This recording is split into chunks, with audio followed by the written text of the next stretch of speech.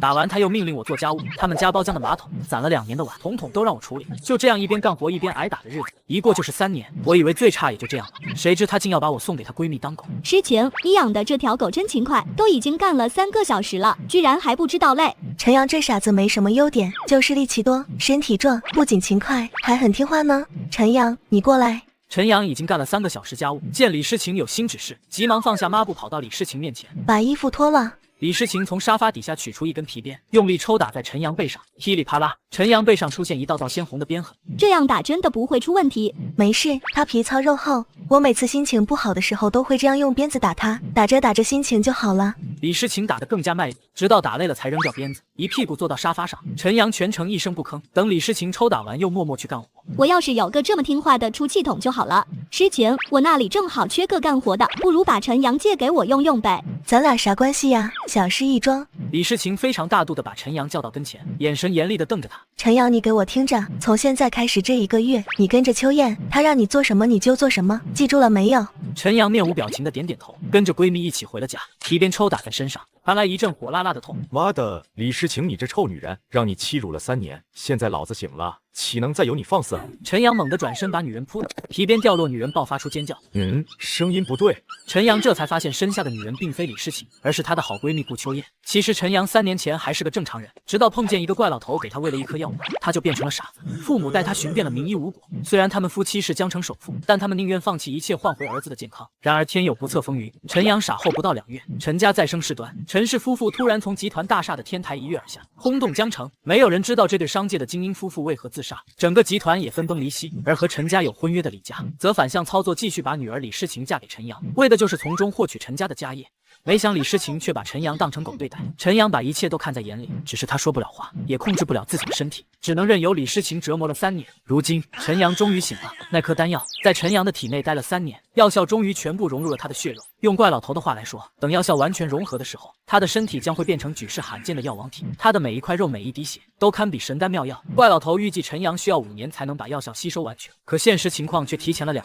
这要感谢李诗情，如果不是那个女人动不动就用鞭子打他，加快了身体对药效的吸收，陈阳也不会提早2年醒来。谁知他刚醒过来就赶上顾秋燕对他施暴，这还是这个女人第一次用鞭子抽人，果然很解压。只是让顾秋燕没有想到的是，他才抽了2鞭，陈阳就突然转身把他扑倒了。顾秋燕脸上浮现惊慌，可一想到陈阳是个傻子，她立刻镇定下来。你干什么，混蛋，还不快从老娘身上滚下去！顾秋燕抬起膝盖狠狠撞向陈阳，陈阳急忙躲开。怎么了？有阴影？顾秋燕看见陈阳躲闪的动作，彻底放下心来，嘴角勾起一抹戏谑。李诗情跟他说过，当初洞房花烛夜李诗情就把陈阳废了，所以根本不用担心陈阳会做什么出格的行为。顾秋燕也是知道这点，才敢放心的把陈阳带到家里来。不仅如此，他还故意挑逗陈阳。陈阳，你看我长得美不美？陈阳，我都已经这么主动了，你倒是拿出点行动啊，别让我看不起你好不好？这是你自找的。陈阳突然往前一步，顿时就拉近了2人的距离。你会说话，不仅会说，还巧舌如簧。陈阳，你这卑鄙无耻的小人，竟然装成傻子在诗情身边待了3年，你好深的心机。顾秋燕以为陈阳这些年一直在装傻，陈阳懒得解释，直接把顾秋燕扔到了床上。等到陈阳走出房间后，只留下顾秋燕昏睡在床上。顾秋燕这女人行事如此奔放，居然是第一次。陈阳皱了皱眉，随即意识到自己的身体状况。当初怪老头除了给陈阳喂了一颗丹药外，还在他体内留了一团火焰。这团火焰是一门功法，名叫九转炎龙诀。刚才正是火焰发作，让陈阳失去了理智。现在清醒过来才知道自己做了什么。顾秋燕也是咎由自取，这就怪不得我了。不过陈阳也没有亏待他，临走时刺破食指，把一滴鲜血抹进了顾秋燕嘴里。半个小时后，顾秋燕醒了，呆愣愣地坐在床上缓了很久，才终于接受了自己被陈阳给吃的现实。她本以为身体会有不适，可奇怪的是，她感觉浑身气血丰盈，精神充沛。顾秋燕没有细想其中原因，满眼都是对陈阳的恨意。陈阳离开公寓后，买了些祭祀物品，直奔大梨山。他记得父母葬在这里，可是来到目的地却没有看见墓碑，反而有一座风格别致的庭院坐落在山腰处。庭院门开着，陈阳疑惑地走了进去，里面一个马尾辫少女喝道：“你是谁？进我家院子干什么？赶紧滚出去！”你家院子？听见少女喝声，陈阳愣了一下。如果没有记错的话，这里以前应该属于天耀集团，怎么就变成吉家的院子了？阿莹，何事大呼小叫？不知道你姐姐现在需要安静吗？爸，我刚才在练功呢，这家伙突然闯了进来，我怀疑他是来偷东西的。沈天花打量着陈阳，见他手上提着一些祭祀用品，不像小偷。小兄弟，你是迷路了吗？我来拜祭我的父母。那你应该去墓园，来我家干什么？沈莹对这个突然闯进来打扰他练功的家伙没有好感，说话很不客气。沈天花想到了什么？你是天耀集团创始人陈仓的儿子，陈阳，是。呵呵，我当是谁呢？原来是那个爸妈套楼被吓破了胆变成傻子的陈阳。陈阳刚承认自己的身份，沈莹就突然冷笑2声。陈阳懒得计较这些，他现在只想知道父母的墓在哪。我记得当年我爸妈就葬在这里，怎么现在却成了你们的院子？请给我一个解释。你想要什么解释？我们把墓推了，建了这座庭院，这个解释可以吗？你说什么？你还敢瞪我？这里是块风水宝地，给死人用完全就是暴殄天物，所以我们把墓推了。你找死！沈莹话还没说完，就被陈阳掐住脖子按在了墙壁上，眼中冒出腾腾杀气。陈兄弟息怒，小女性格骄纵，跟你开了个玩笑而已。开玩笑？拿我亡故的父母开玩笑？你父母的坟在1年前就被顾仁业迁走了，我们是后来买下的这块地。迁了？陈兄弟，可以先放了我女儿吗？陈阳扇了沈莹一巴掌，然后才把她松开。沈天花脸上浮现愠色，陈阳冷冷瞥了他一眼，敢对先人不敬，我给他10巴掌都算是轻的。我要杀了你！沈莹从小到大都没有被人这样欺负过，根本咽不下这口气。抬头忽然看见一个女子走来，顿时激动不已。姐，快帮我报仇！道歉，你说什么呀，姐？我让你给陈公子道歉。院长和神医同时宣布病人没救，我却说老头再活20年都没问题。老人子的眼睛都亮了。阿阳，此话当真？你真能救我父亲？顾仁业瞬间燃起了一丝希望，拉着陈阳来到顾全床边，但很快就被顾秋燕浇了一盆冷水。爸，你是疯了吗？你看他这样子，哪里像是懂得半点医术？是啊，陈阳怎么可能懂医术？他以前就没有接触过这方面，之后又吃傻了3年，哪来的自信说可以治好老爷子？顾仁业呆住，眼中浮现痛苦，觉得自己一定是疯了。陈阳，我知道你恨我，但是我已经得到了惩罚，你为什么还要拿我爷爷的病来开玩笑？顾秋燕眼圈哭得红肿，仇恨的目光死死盯着陈阳。之前她从闺蜜李诗情那借来陈阳，本来想趁对方痴痴傻傻，打算仿效李诗情鞭打陈阳，纯粹为了解压好。没想到陈阳吸收了药丸彻底恢复，还拿走了他的一血。现在自己爷爷躺在那生死未卜，陈阳却开起这样的玩笑。顾秋燕心里的恨意在疯狂滋生。我不是在开玩笑，别人治不好你爷爷，不代表我也治不好。年轻人，你这话是什么意思？吴文波还在抢救室外没有离开，听见陈阳这话，脸色立刻沉了下来。他正是院长请来的神医，刚才他们采用中西医联合方案都没有把顾全抢救过来，陈阳却说他能治。黄口小儿，哗众取宠。我说能治就能治，你治个屁！吴老别生气，他就一跳梁小丑，您何等身份啊？没必要跟这种人一般见识。就是，吴老可是中医界的权威，连吴老都治不好的人，神仙来了也没用。几个医护人员拍着马屁说道。吴文波的脸色这才好看了些。你敢跟我打个赌吗？你算什么东西，也配跟吴老打赌？陈阳看都没看那人一眼，视线锁定在吴文波身上。既然不敢赌，那就把你的臭嘴闭上。你他妈怎么说话的？你想怎么赌？如果我救活了顾老爷子，你把你的千年人参交出来给我。你怎么知道我有一株千年人参？吴文波心头疑惑，可是陈阳那挑衅的目光瞬间让他怒火中烧，根本没心思细问。好，如果你就不活，我也不为难你，跪在地上给我磕100个头，然后滚出江城。一言为定。陈阳嘴角勾起一个弧度，他的药王体已经大涨，对药材气息十分敏感。刚才从吴文波身上捕捉到了一丝千年人参的气息，便知他不久前肯定接触过。然而陈阳刚要接近顾全，顾秋燕却突然红着眼睛大吼：“滚开！不许你碰我爷爷！”他现在恨透了陈阳，陈阳无奈只好看向顾仁业。顾叔，让我试试吧，还能糟到哪里去呢？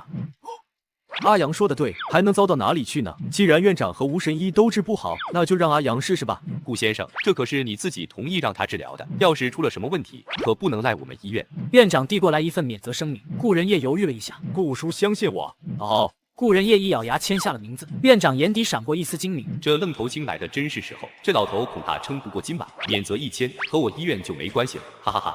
经过秋兰的劝说，顾秋燕最终也同意了让陈阳试试。要是让我知道你在耍我，我一定不会放过你的，哪怕死了，我也会变成厉鬼纠缠你一辈子。麻烦让一下。陈阳无视顾秋燕的警告，顾秋燕简直都要气疯了，粉拳捏得咯吱作响。陈阳脑海中浮现种种治疗方案，这是当初怪老头封印在他脑袋里面，有很多奇珍药石无法。经过筛选，陈阳选择了最简单粗暴的一套方案。九转炎龙诀的能量涌现在手掌上，陈阳左右开弓，照着顾全的脸就噼里啪啦扇了下去，猛逼不伤脑。抢救室里所有人都惊愕地瞪大了眼睛，这家伙在干什么？抽风了吗？你居然打我爷爷，我跟你拼了！顾秋燕以为陈阳还在通过这种方式报复他，尖叫一声朝着陈阳扑了过去，但却被陈阳单手推开。噼里啪啦，陈阳单手支着顾秋燕，另一只手继续往顾全脸上扇。顾先生，这家伙的治疗方式还真是特别呢。吴文波幸灾乐祸地瞥了顾仁业一眼，顾仁业脸色难看。大颖，你还不住手？马上就好。太不像话了。顾仁业见他如此放肆，终于忍无可忍，上前准备阻止陈阳的暴行。可这时突如其来的一声咳嗽，让顾仁业动作一僵。只见原本躺在病床上不省人事的顾全，突然剧烈咳嗽了起来，接着张口吐出一滩黑色污秽。爸，您醒了。顾全吐完之后，压在胸口的闷堵感消失，气息顺畅了许多。顾秋燕扑到顾全身上，梨花带雨。爷爷，我还以为再也见不到你了呢。傻孩子，顾老先生，我来帮你检查一下吧。院长不相信会有这么离谱的事情，急忙给顾全检查了一遍身体，惊讶发现顾全的各项生命体征居然都恢复了正常。怎么样？除了有点虚弱外，他的身体没有任何问题。不可能！根据我们之前做出的诊断，顾全是9级复发并入急性恶化期。你居然说他没有任何问题，知道这意味着什么吗？没有任何问题，意味着顾全的病痊愈了。反正我用西医的方式给他检查后，得出的是这个结论。你不信的话，就用中医的方式再给他检查一遍吧。吴文波秉持着怀疑的态度给顾全切脉，很快就两眼瞪直。他之前给顾全切脉的时候，顾全的脉象沉迟而虚短，此刻却从容平缓一息，四肢节律均匀，已然恢复了正常。见鬼，这小子扇几巴掌，真就把顾全的病治好了。吴文波还是不太愿意相信，真是离谱他妈给离谱开门，离谱到家了。吴神医，我父亲真的没事了吗？哎，吴文波不情不愿地嗯了一声，告诉顾仁业一些注意事项，然后就若无其事地准备离开。你是不是忘记了什么？你什么意思？吴文波转过身，目光阴沉地盯着陈阳。这句话应该换成我来问你吧。吴大庸医，你什么意思？说好的给我一出千年人参，想赖账吗？吴大庸医这4个字对于吴文波来说不可容忍，况且他压根不想交出人参。你小子嘴巴给我放干净一点，不会真以为顾全的病是你治好的吧？难道不是？我记得先前某人说过，顾老爷子已经没救了。我出手的时候还在一旁幸灾乐祸的狗叫，那顾老爷子是怎么醒的呢？当然是老夫治好的。中医疗法本就有滞后性，不像西医那样下猛药。在你之前，我已经在顾全身上施展了独门针法99回阳针。回阳需要时间，在我拔针后，顾全苏醒是迟早的事，只不过刚好让你碰上了他苏醒的时间而已。原来如此。吴文波身边的几条狗本来还处在惊异中，听到吴文波的解释后，立刻又开始了叫唤。我就说嘛，哪有人扇巴掌治疗的？原来是捡了吴老的便宜。要不是他发疯突然冲上去扇老爷子耳光，老爷子肯定能更早苏醒过来。瞧这家伙把老爷子打的脸都红肿成啥样了。最可恨的是，他得了便宜还卖乖，居然还想讹吴老一株千年人参，人心不古啊！几条穿着白大褂的狗开始颠倒黑白。吴文波摆手，只是个哗众取宠的小丑罢了。老夫这等身份的人物，懒得跟他计较，磕头就免了，从我视线中消失吧。听到没有？也就是吴老心胸宽广，换做其他人，怎么可能这么轻易饶了你？赶紧滚！80岁大爷有出气没进气，就连当事神医看了都直摇头，而我却几巴掌呼大爷脸上，就把他从阎王殿拉了回来。神医看着苏醒的顾老爷子一脸懵逼，因为他刚才跟我打赌，如果我能治好对方，他就输给我一根千年人参。没想到这回他又开始反悔，还耍无赖，声称是自己之前施针救治起了作用。旁边一群他的拥趸也趁机声讨我，说我就是个骗人参的骗子。可就在这时，爷爷，一旁突然传来顾仁业妇女的惊叫声，众人急忙看了过去，只见顾全两眼一黑，仰头再次栽倒在了病床上。怎么会这样？吴神医，你刚才不是说已经用99回阳针把我父亲治好了吗？为什么我父亲又晕过去了？让我看看。吴文波硬着头皮上前给顾全切脉，居然又变成了沉迟虚短，哪里有半点好转的迹象？顾先生，你父亲的病怕是不行了，一会可以，一会又不行，你他妈到底会不会治病？顾仁业心急大骂。吴文波额头冒出虚汗，突然眼珠子一转，本来是可以的，都怪这小子，刚才他扇的那么用力，老人家身子骨弱，根本经受不住。说你是庸医还不承认，滚一边去！陈阳一脚把吴文波踹了个狗吃屎，然后取出一根早就准备好的银针，朝着顾全的颠顶百会穴刺了进去。行。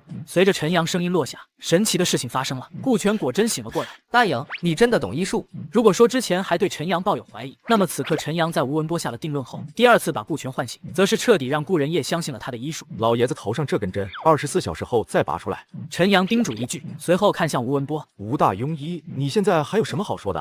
吴文波正好从地上爬起来，心中的愤怒瞬间被震惊取代。这小子居然真的懂医术，歪打正着，运气好罢了。别管我是不是歪打正着，你只需要回答顾老爷子是不是我唤醒的就行。是你唤醒的。既然是我唤醒的，那你就履行赌约吧。可以，10年后。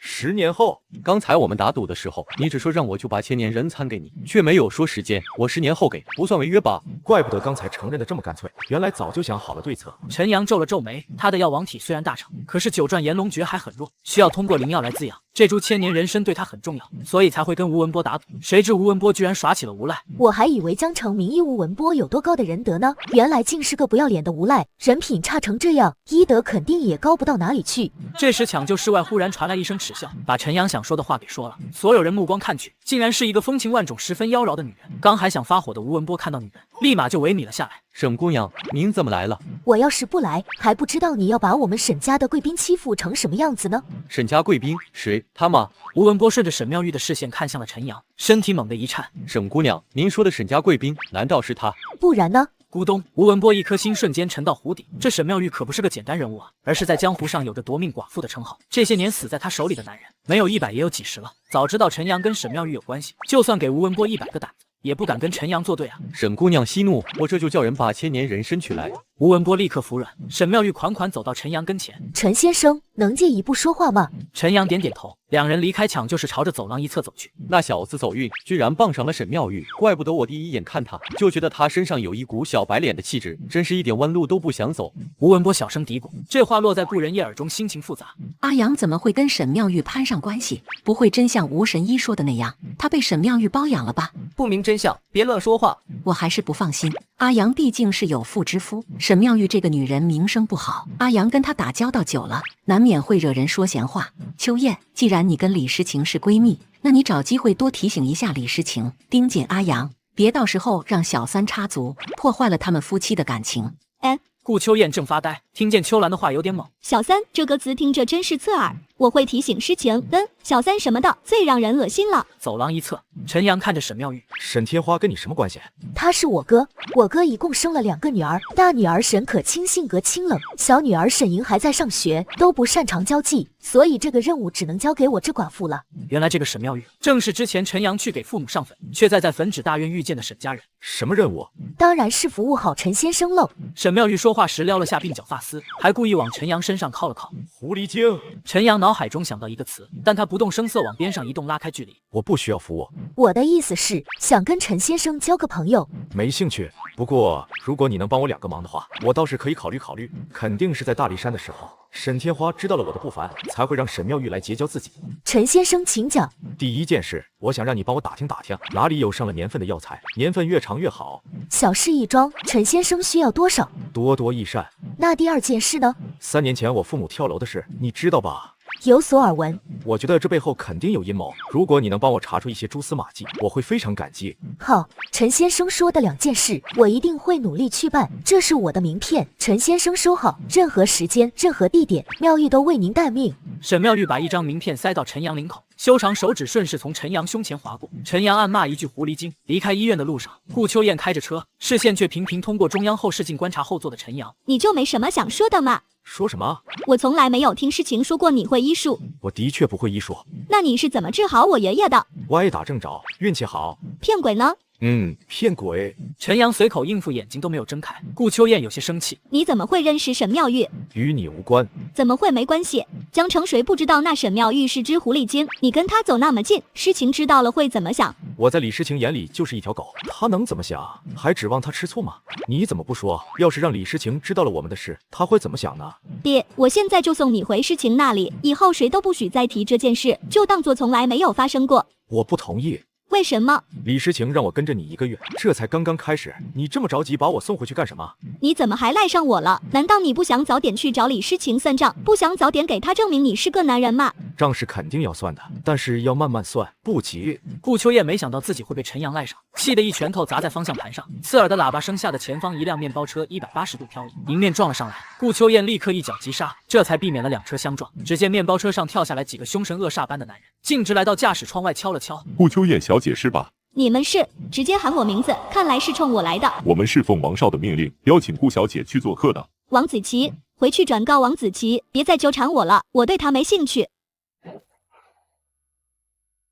富二代花了几个亿都没追到的女神，却被我抢先一步拿了一血。不知情的富二代还派手下当街堵车，想要女神亲自去见他，甚至还绑架了女神的学生。一听自己的学生有危险，顾秋燕想都没想就答应了对方。没想到你这种人居然还挺讲义气。我哪种人？顾秋燕突然一脚刹车，下去。等你把我送到了目的地，我自然会下去。你刚才没有听见他们说的吗？我现在不是回公寓，而是要去找王子琪谈判。我不管你去哪里，反正最后必须把我送到你的公寓。陈阳看起来就像个无赖，前面的面包车已经停下了，一个男人走了过来。顾小姐为什么不跟着？是反悔了吗？继续开你们的车，我不会跟丢的，随便你下不下车，这次不是闹着玩的。等会你要是出了什么事，别赖到我头上就行。说完猛地一脚油门下去，轰，似乎在发泄顾秋燕心里的郁闷，一路开车来到一家高档私人会所。你在车里等我。停好车后，顾秋燕说了一句，回头却见陈阳没有任何反应，靠在座椅上像是睡着了一样。顾秋燕眼中浮现失落，顾秋燕摇了摇头，最终还是一个人下了车。只是刚走没2步，身后就突然响起陈阳的声音：喂，干嘛？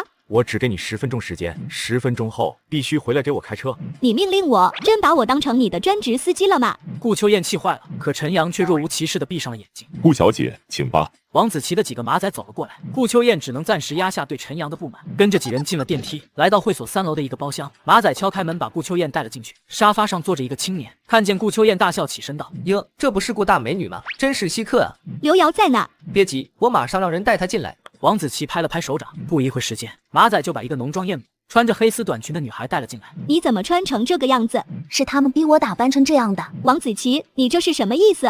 他借了我的钱还不起，就只能通过这种方式来偿还了。我这有好几个大老板听说新茶到货，都很感兴趣呢。你简直是个禽兽！顾大美女说这话我就不爱听了，钱是她自己要借的，我好心给她应急，怎么还成禽兽了？他借了你多少钱？30万。这么多？你怎么会跟他借这么多钱？顾老师，我只借了6万。呵呵，小妹妹，你当我这里是做慈善的吗？借钱不要利息。可你们这利息太高了，不合法。行了，刘瑶，别说了。顾秋燕打断了刘瑶的话。王子琪本来就是做的高利贷生意，跟他讲法，他只会当成笑话。这30万我替他还，希望你以后别再找他麻烦了。真不愧是人民好教师，连30万都肯拿出来给你的学生，我真是对你越来越着迷了。别说这些有的没的，给我2天时间，我把钱凑齐给你。2天不行，我现在就要。那你等我打个电话。顾秋燕拿出手机，结果被王子琪抢了过去。顾大美女是没有听明白我的意思吗？我说的是现在就要，现在我的利息是按秒来计算的，1分钟后就不是这个价了。你在故意刁难我？顾秋燕哪还看不出来，这根本就不是还钱的事。你要是现在拿出30万来给我，我就刁难不了你了，不是吗？没有，没钱的话，我倒是有个建议，不如你赔我这30万，我就不要你们还了。另外，我知道你们顾家最近在找合作商，只要你把我伺候好了，我很乐意帮你们介绍几个合作商。王子琪终于暴露了意图，顾秋燕啐了一口：“你做梦！”刘瑶，我们走。顾秋燕拉起刘瑶就往外面走，可是包厢门却怎么也打不开。顾秋燕，我早就跟你说过了，我王子琪看上的女人还没有哪个可以逃脱的，你乖乖顺从不就好了？我在你身上花费的时间已经够多了，你让我失去了耐心。王子琪露出狰狞面孔，一边朝着顾秋燕逼近。王子琪，你疯了！你要是敢碰我，顾家绝对不会放过你。顾家算个屁，老子背后还是猎虎堂呢。王子琪嗤笑一声，说话间已经走到了顾秋燕面前。见顾秋燕反抗，一巴掌狠狠扇到了顾秋燕脸上。不许你碰顾老师！刘瑶鼓起勇气冲向王子琪，结果被王子琪一脚踹中肚子，整个人都飞了出去。等会老子把你们2个一起办了！王子琪恶狠狠说道。可下一秒，包厢门忽然被人踹开，陈阳面无表情。10分钟到了，下去开车。下去开车？都什么时候了，还开车？这家伙是不是眼瞎啊？看不到现在是什么情况吗？顾秋燕都无语了。王子琪愣了一下，你他妈谁呀？进错包厢了吧？陈阳直接没有搭理他，大步走到顾秋燕跟前，看着顾秋燕脸上的巴掌印，眉头微微皱了一下。不管怎么说，顾秋燕是顾叔的女儿，当着自己的面被人欺负了，顾叔那边不好交代。你是不是聋了？没听见本少爷在跟你说话？王子琪伸手从后面按向陈阳的肩膀，陈阳突然转身一巴掌抽在王子琪脸上。你在狗叫什么？我问你在狗叫什么？陈阳又扇了一巴掌出去，把王子琪打得一个趔趄，牙齿都甩飞了几颗。麻子风吕远的，都他妈给老子滚进来！王子琪冲着门外大吼，然而没有回应。如果你是在叫外面那几条狗的话，那就不用浪费力气了，我进来之前就把他们放倒了。一群饭桶！兄弟，你是顾秋燕的保镖吗？顾秋燕给你多少钱，我给你双倍，以后跟我干怎么样？不是钱的问题，顾秋燕能干的事你干不了。什么意思？回答王子琪的是一串清脆响亮的耳光。为了避免他乱动，陈阳单手抓住他的领口，另一只手大开大合。在陈阳手中，王子琪就跟个塑料玩具一样。解气了吗？陈阳扭头看向顾秋燕，巴掌却不停。顾秋燕愣住，他不停扇王子琪耳光，是为了给我出气。顾秋燕心头浮现一股暖意，突然觉得这个男人也不是那么可恨。我问你解气没有？见着女人发呆，陈阳忽然皱着眉头吼了一句，把顾秋燕心里刚刚生出的一丝感动瞬间就给驱散了。凶什么凶嘛？他只扇了我1巴掌，你却已经扇了他10几巴掌了，我还能有什么气？那你不早说。陈阳把王子琪扔到了地上，像条死狗一样。顾秋燕跑过去看刘瑶，你没事吧？肚子还有点痛。他刚才被王子琪踹了一脚，虽然没什么大碍，但身体使不上力，一直蜷缩在地上。我帮你走。顾秋燕艰难地把刘瑶抱了起来，只是还没走2步就气喘吁吁了。松手！陈阳接过刘瑶，转身大步走出包厢。顾老师，这是你男朋友吗？好冷酷，好有男子气概哦。他不是。陈阳迅速终结话题，顾秋燕用力捏了捏拳头，心里有些恼火。为什么这么着急否认？当我男朋友很丢人吗？可一想到陈阳的身份，顾秋燕瞬间就偃旗息鼓了。他是我闺蜜的老公，我有什么资格生气呢？另一边，李诗情刚出门回家，甩掉高跟鞋躺在沙发上，脱口而出：“陈阳，我肩膀有点酸，过来给我按一下，按不好今晚不许吃饭。”空荡荡的房子里没有任何回应，李诗情这才反应过来，自己明明已经把陈阳借给顾秋燕了呀。李诗情不觉有些恍惚，平时回家就有饭吃，家里有收拾的干干净净，不舒服还有人按摩，今天怎么心里空空的？我是在想他吗？不可能，不可能，绝对不可能！陈阳就是一条狗，一看到他我就觉得恶心，怎么会想他呢？肯定是占有欲作祟。李诗情拼命摇头安慰自己，那个傻子不配。我狂扇几十巴掌，从富二代手里救下了我的一血女孩，还陪她到学生家里慰问。当看到学生爷爷有进气没出气的状态时，我就主动提出要帮老人家治疗，因为他们家实在太穷了，而且女学生为了给她爷爷看病，还找高利贷借钱，也就是被我扇巴掌的那个富二代。可老人家死活不同意，因为他实在拿不出1分钱，我只好谎称是首都医院的教授，路过这里采集药材，正好爷爷的症状是我最近研究的课题，可以免费帮他看病。谁知这个善意的谎言，让我的一些女孩当场就懵逼了。陈阳，你跟我出来！顾秋燕实在看不下去，把我叫到门外，黑着脸。你挺能耐啊，一转眼又成首都中医药大学的教授了。你不信？我当然不信。你不信没关系，重要的是老爷子相信就行了。你知不知道你这么做会有什么后果？刚才老爷子听见你的身份后，激动的眼泪都快掉下来了。所以呢？要是让老爷子知道你是在骗他，会有多伤心？顾女士，我想你是搞错了重点，重点不在于我什么身份，而在于怎样让老爷子接受我的免费治疗。你真有把握治好？把你手机打开，录视频，不要拍我的脸，拍我手上的动作就行。陈阳说完进了屋，顾秋燕哼了一声，拍就拍，等会要是治不好，我看你怎么收场。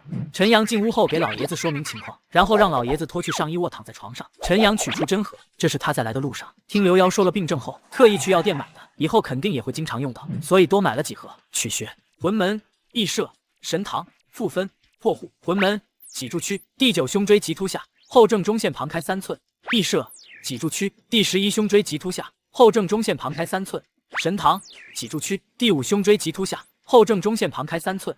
陈阳采用指寸法定好穴位后，一口气把银针扎了上去，速度很快，几乎一眨眼的功夫就完成了。顾秋燕举着手机录制，绝美面容上露出惊讶表情。她不懂针灸，但是能够看出陈阳手法独到，行云流水，一气呵成，便是那些名老中医恐怕都难以望其项背。好了，顾秋燕还没反应过来，陈阳就结束了。这么快？这真的有效果吗？该不会是陈阳故意修手法，实际却没有半点作用吧？毕竟他以前从来没见过这么快的中医。对于这个疑问，陈阳不用回答，现实很快就帮他给出了答案。只见那些扎入老爷子身体的银针，不消片刻，居然都变成了乌黑色。陈阳运转9转炎龙诀，2根手指滚烫如烙铁，拔出银针的同时，把上面的毒素清除干净。原来陈阳3年前遇到一个怪老头，喂他吃了一颗不知名药丸，还传授了这9转炎龙诀。药丸吃了，陈阳就变成了傻子。但是3年后他彻底吸收，成就了无上药王圣体，血肉可以治愈世间任何疾病。而9转炎龙诀更是无上功法，除了有护体功效，还让他有强大的实力。只是这一切陈阳没有告诉任何人。正在大家查看老爷爷情况时，门外传来了不和谐的声音。果然在这，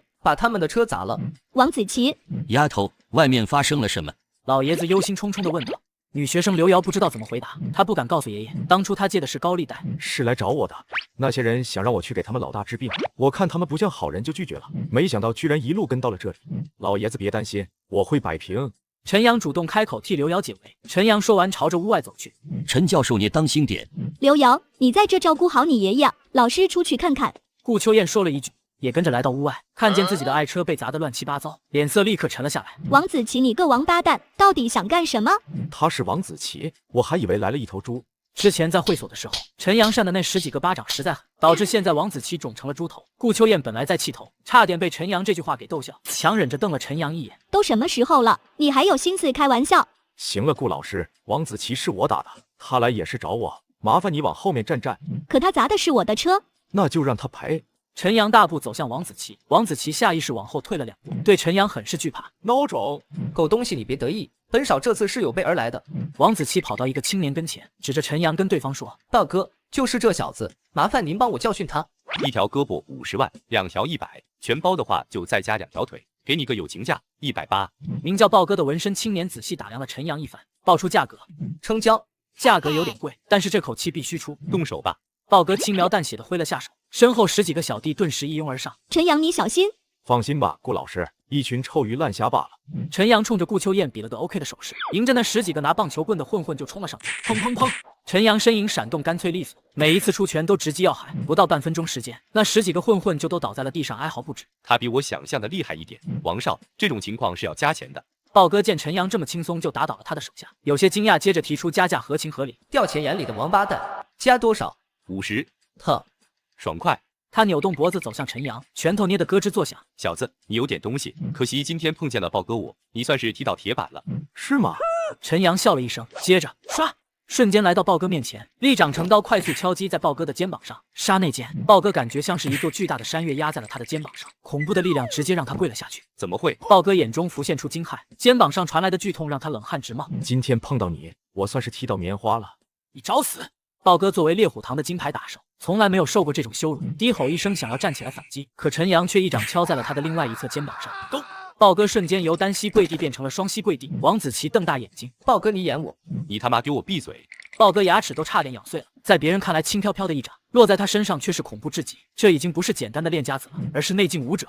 兄弟，我有眼无珠，你放我一马，将来必有重谢。豹哥急忙求饶道。陈阳想了想，点头：可以，1000万，我饶了你这条狗命。1000万，你觉得不值？这让豹哥怎么回答呢？要说不值，那是在贬低自己；要说值，那就得掏1000万出来。我现在拿不出1000万，那就明天中午之前把钱送到这个地址。陈阳把顾秋燕的公寓地址给了豹哥，豹哥连滚带爬离开。王子琪直接傻眼了，这豹哥口口声声说他有多厉害，还说他是猎虎堂的金牌打手，结果就这，下跪倒是挺厉害的。你过来。陈阳指了指王子琪，王子琪回过神来，掉头就跑，但他低估了陈阳的速度，很快陈阳就把王子琪拖了回来。顾秋燕的车你赔不赔？赔。刘瑶的债怎么说？一笔勾销了。一笔勾销？你把人家小姑娘吓到了，精神损失费不用算吗？算，多少？1000万。什么？我把富二代揍了一顿，还向他索要1000万精神损失费，没想到这货在家里根本没有话语权。于是我一个电话喊来了他老爸，不到半小时，一辆豪华黑色商务车驶入了城中村，车门拉开，先是下来几个黑衣保镖，接着跑下来一个中年胖子。大，你还有脸叫我爸，混账东西！王德发经过的时候用力踹了王子琪一脚，却不敢停下，一路小跑来到陈阳面前。陈先生，这张卡里面有1000万，密码6个6。陈阳点了点头，收下银行卡。王德发松了口气，随后转身看向王子琪，给我打断他的腿。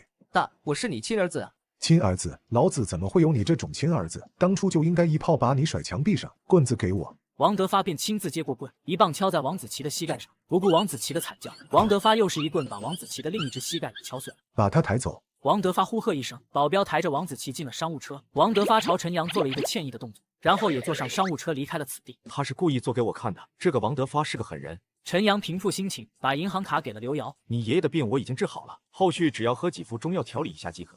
这张卡里面的钱够你们爷俩用很久，别乱花。谢谢。陈阳并没有告诉刘瑶这张银行卡里面到底有多少钱。离开城中村后，顾秋燕眼神复杂的看着陈阳。那可是1000万，你就这么给了？金钱对我来说只是数字，1000万很容易就到手了。是呀，反正你傍上了沈妙玉，要多少钱没有？刚才陈阳就是给沈妙玉打的电话。别看沈妙玉是个女人，手段一点也不简单，谁要惹到她定会家族覆灭。这不，王子琪的富豪父亲才能赶来送这1000万。以后你就睡书房吧。陈阳没理他，而是注意到了墙上的一幅字。去他妈的！顾老师的喜好挺独特呀。什么去他妈的？真没见识！这是行草春池烟韵，你不懂就别瞎说。这行草有什么特别之处吗？当然有，这可是市面上模仿杨晨大师的笔记最像的一幅作品了。杨晨大师，这不就是我没出事前写书法用的笔名吗？这该不会是说我吧？既然你喜欢杨晨大师，为什么不买他的作品，而是买一幅临摹作品挂在这里呢？杨晨大师素来低调，出道至今总共才推出了8幅书法作品，每次作品出来很快就被拍卖完了，根本抢不到。而杨晨大师上一次推出作品已经是3年前的事情了，我能买到一幅临摹作品都算运气好的。我擦，还真是我呀！我就随便写写，咋还成大师了？你知道我跟诗晴为什么会成为闺蜜吗？为什么？李诗情就是陈阳那便宜媳妇，结婚3年就虐待了他3年。就是因为杨晨大师，我跟诗晴是在一次书法展览会上认识的，当时展出了一幅杨晨大师的作品，我才知道诗晴居然也是杨晨大师的粉丝。那你们还真是臭味相投。不许你侮辱我偶像。我指的不是这方面。那你是说哪方面？顾秋燕想起自己也虐待过陈阳，一下子就尴尬了。其实我开始没想着打你的，是因为你背上的伤愈合太快了，很神奇的样子，所以才没忍住打了2鞭。我尼玛！陈阳，你的身体到底怎么回事呀？我那天看诗情打了你那么多鞭，结果一到家就发现鞭痕都消失了。皮糙肉厚，药王体事关重大，在九转炎龙诀没有大成之前，绝不能让任何人知道这个秘密。见陈阳敷衍了事，顾秋燕也不好再问，两人各自回了房间。陈阳一进门就拿出了一株千年人参，正是吴文波输给他的。希望吃下这株人参后，我的九转炎龙诀能够突破到第1转吧。3下5除2把人参啃光，药王体的霸道之处就体现出来了。人参中蕴含的所有精华，几乎没有一丝浪费，全部被他的药王体炼化。一股精纯的能量朝着腹部火焰涌去，火焰受到滋养，瞬间膨胀。九转炎龙诀疯狂运转，拼命吸收这股精粹能量。陈阳整个人都在发烫。灵药为末，草木生火，给我吸！随着灵药精粹的吸收，那股火焰之中竟然隐约传出了龙鸣之声，这便是九转炎龙诀。若是达到第9转，可火焰离体化作神龙。半小时后，陈阳把膨胀的火焰压缩到了正常大小，可眼睛却遍布血丝，一种极度渴望的燥热让他近乎失去理智，于是起身朝着顾秋燕的房间走去。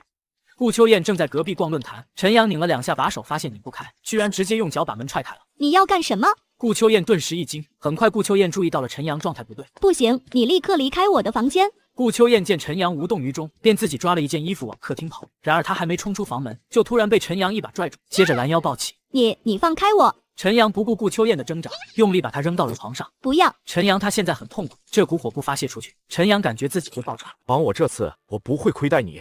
陈阳用最后的理智说出这句话，接着就彻底变成了野兽。顾秋燕放弃了挣扎。半小时后，手机铃声突然响起，顾秋燕用力抬起眼眸看了一眼，真是孽缘，居然又是诗情打来的。顾秋燕想挂电话，可手指一滑，居然不小心接通了。顾大美女，咦，你又在跑步啊？李诗情刚想说什么，听见顾秋燕的呼吸频率不对。刚跑半小时。你真是自律啊，明明身材这么好，还每天坚持跑步。你先别跑了，停一下，我问你件事，你今天在论坛上发的那个视频是真的吗？原来顾秋燕把陈阳给刘瑶爷爷针灸的视频发到了江城最大的论坛上面。你知不知道那个帖子现在火成什么样了？都已经成为江城热点第1了。有几个医学生在你帖子下面评论说，行真的这个人手法非常专业，一看就是老中医。但是我看那人的手很年轻，而且身上穿的衣服有点像陈阳，该不会真是他吧？上古针法扎好了老人的绝症，没想到视频被老婆闺蜜传到网络。浴室里，顾秋燕看着镜子里水雾模糊的自己，挤出一丝苦笑。顾秋燕啊，顾秋燕，你都干了些什么？陈阳明明是你闺蜜的老公。顾秋燕裹了一条浴巾回到房间，坐在床边安静地看着已经熟睡的陈阳。要是让诗情知道了他不是个傻子，不知道会变成什么态度，跟他一世前嫌，从此当一对恩爱夫妻嘛。可我才是他第1个女人啊！就在顾秋燕胡思乱想的时候，陈阳忽然睁开了眼睛。你醒了？抱歉，我马上走。刚才不是说帮了你，这次你会补偿我吗？你想要什么？只要我能做到的，我都可以给你。暂时没想好。那就等你想好了再告诉我。你现在的情况，动不动就发狂，出去干嘛？祸害无辜女孩嘛。我说好了在这里住1个月，那就要说到做到。谢谢。陈阳道了声谢，回到了隔壁房间。这一刻，他跟顾秋燕的关系变得微妙了起来。次日，顾秋燕带着陈阳来到商场，她要给陈阳买个手机，然后置办几身衣服。你想要什么牌子的手机？都可以。那就给你买个华为，支持国货。买完手机还办了电话卡，顾秋燕把自己的号码输入了进去，看着通讯录里面的唯一号码，顾秋燕莫名开心。要帮你把诗情的号码存进去吗？谁？诗情呀，你老婆。不认识。那我就不帮你存了。不知道为什么，顾秋燕突然心情更好了。接着她带陈阳逛起了服装店。我觉得你穿西装肯定好看，去试试这套。顾秋燕让店员取来一套西装，然后迫不及待把陈阳推进了试衣间。陈阳很快换好衣服，出来的那刻，店员忍不住称赞：“美女，你男朋友穿这套西装实在太帅了。”顾秋燕也眼眸一亮，陈阳换上西装，气质完全变了。套就这套了，拿下。顾秋燕非常满意，可就在这时，忽然一道声音传来：“等一下。”只见一个戴着大金链子的中年女人走了进来，体重估计有200斤。跟她一块进来的还有一个20多岁的青年，是富婆包养的小白脸。这哥们也算是找到了人生捷径，懂事早。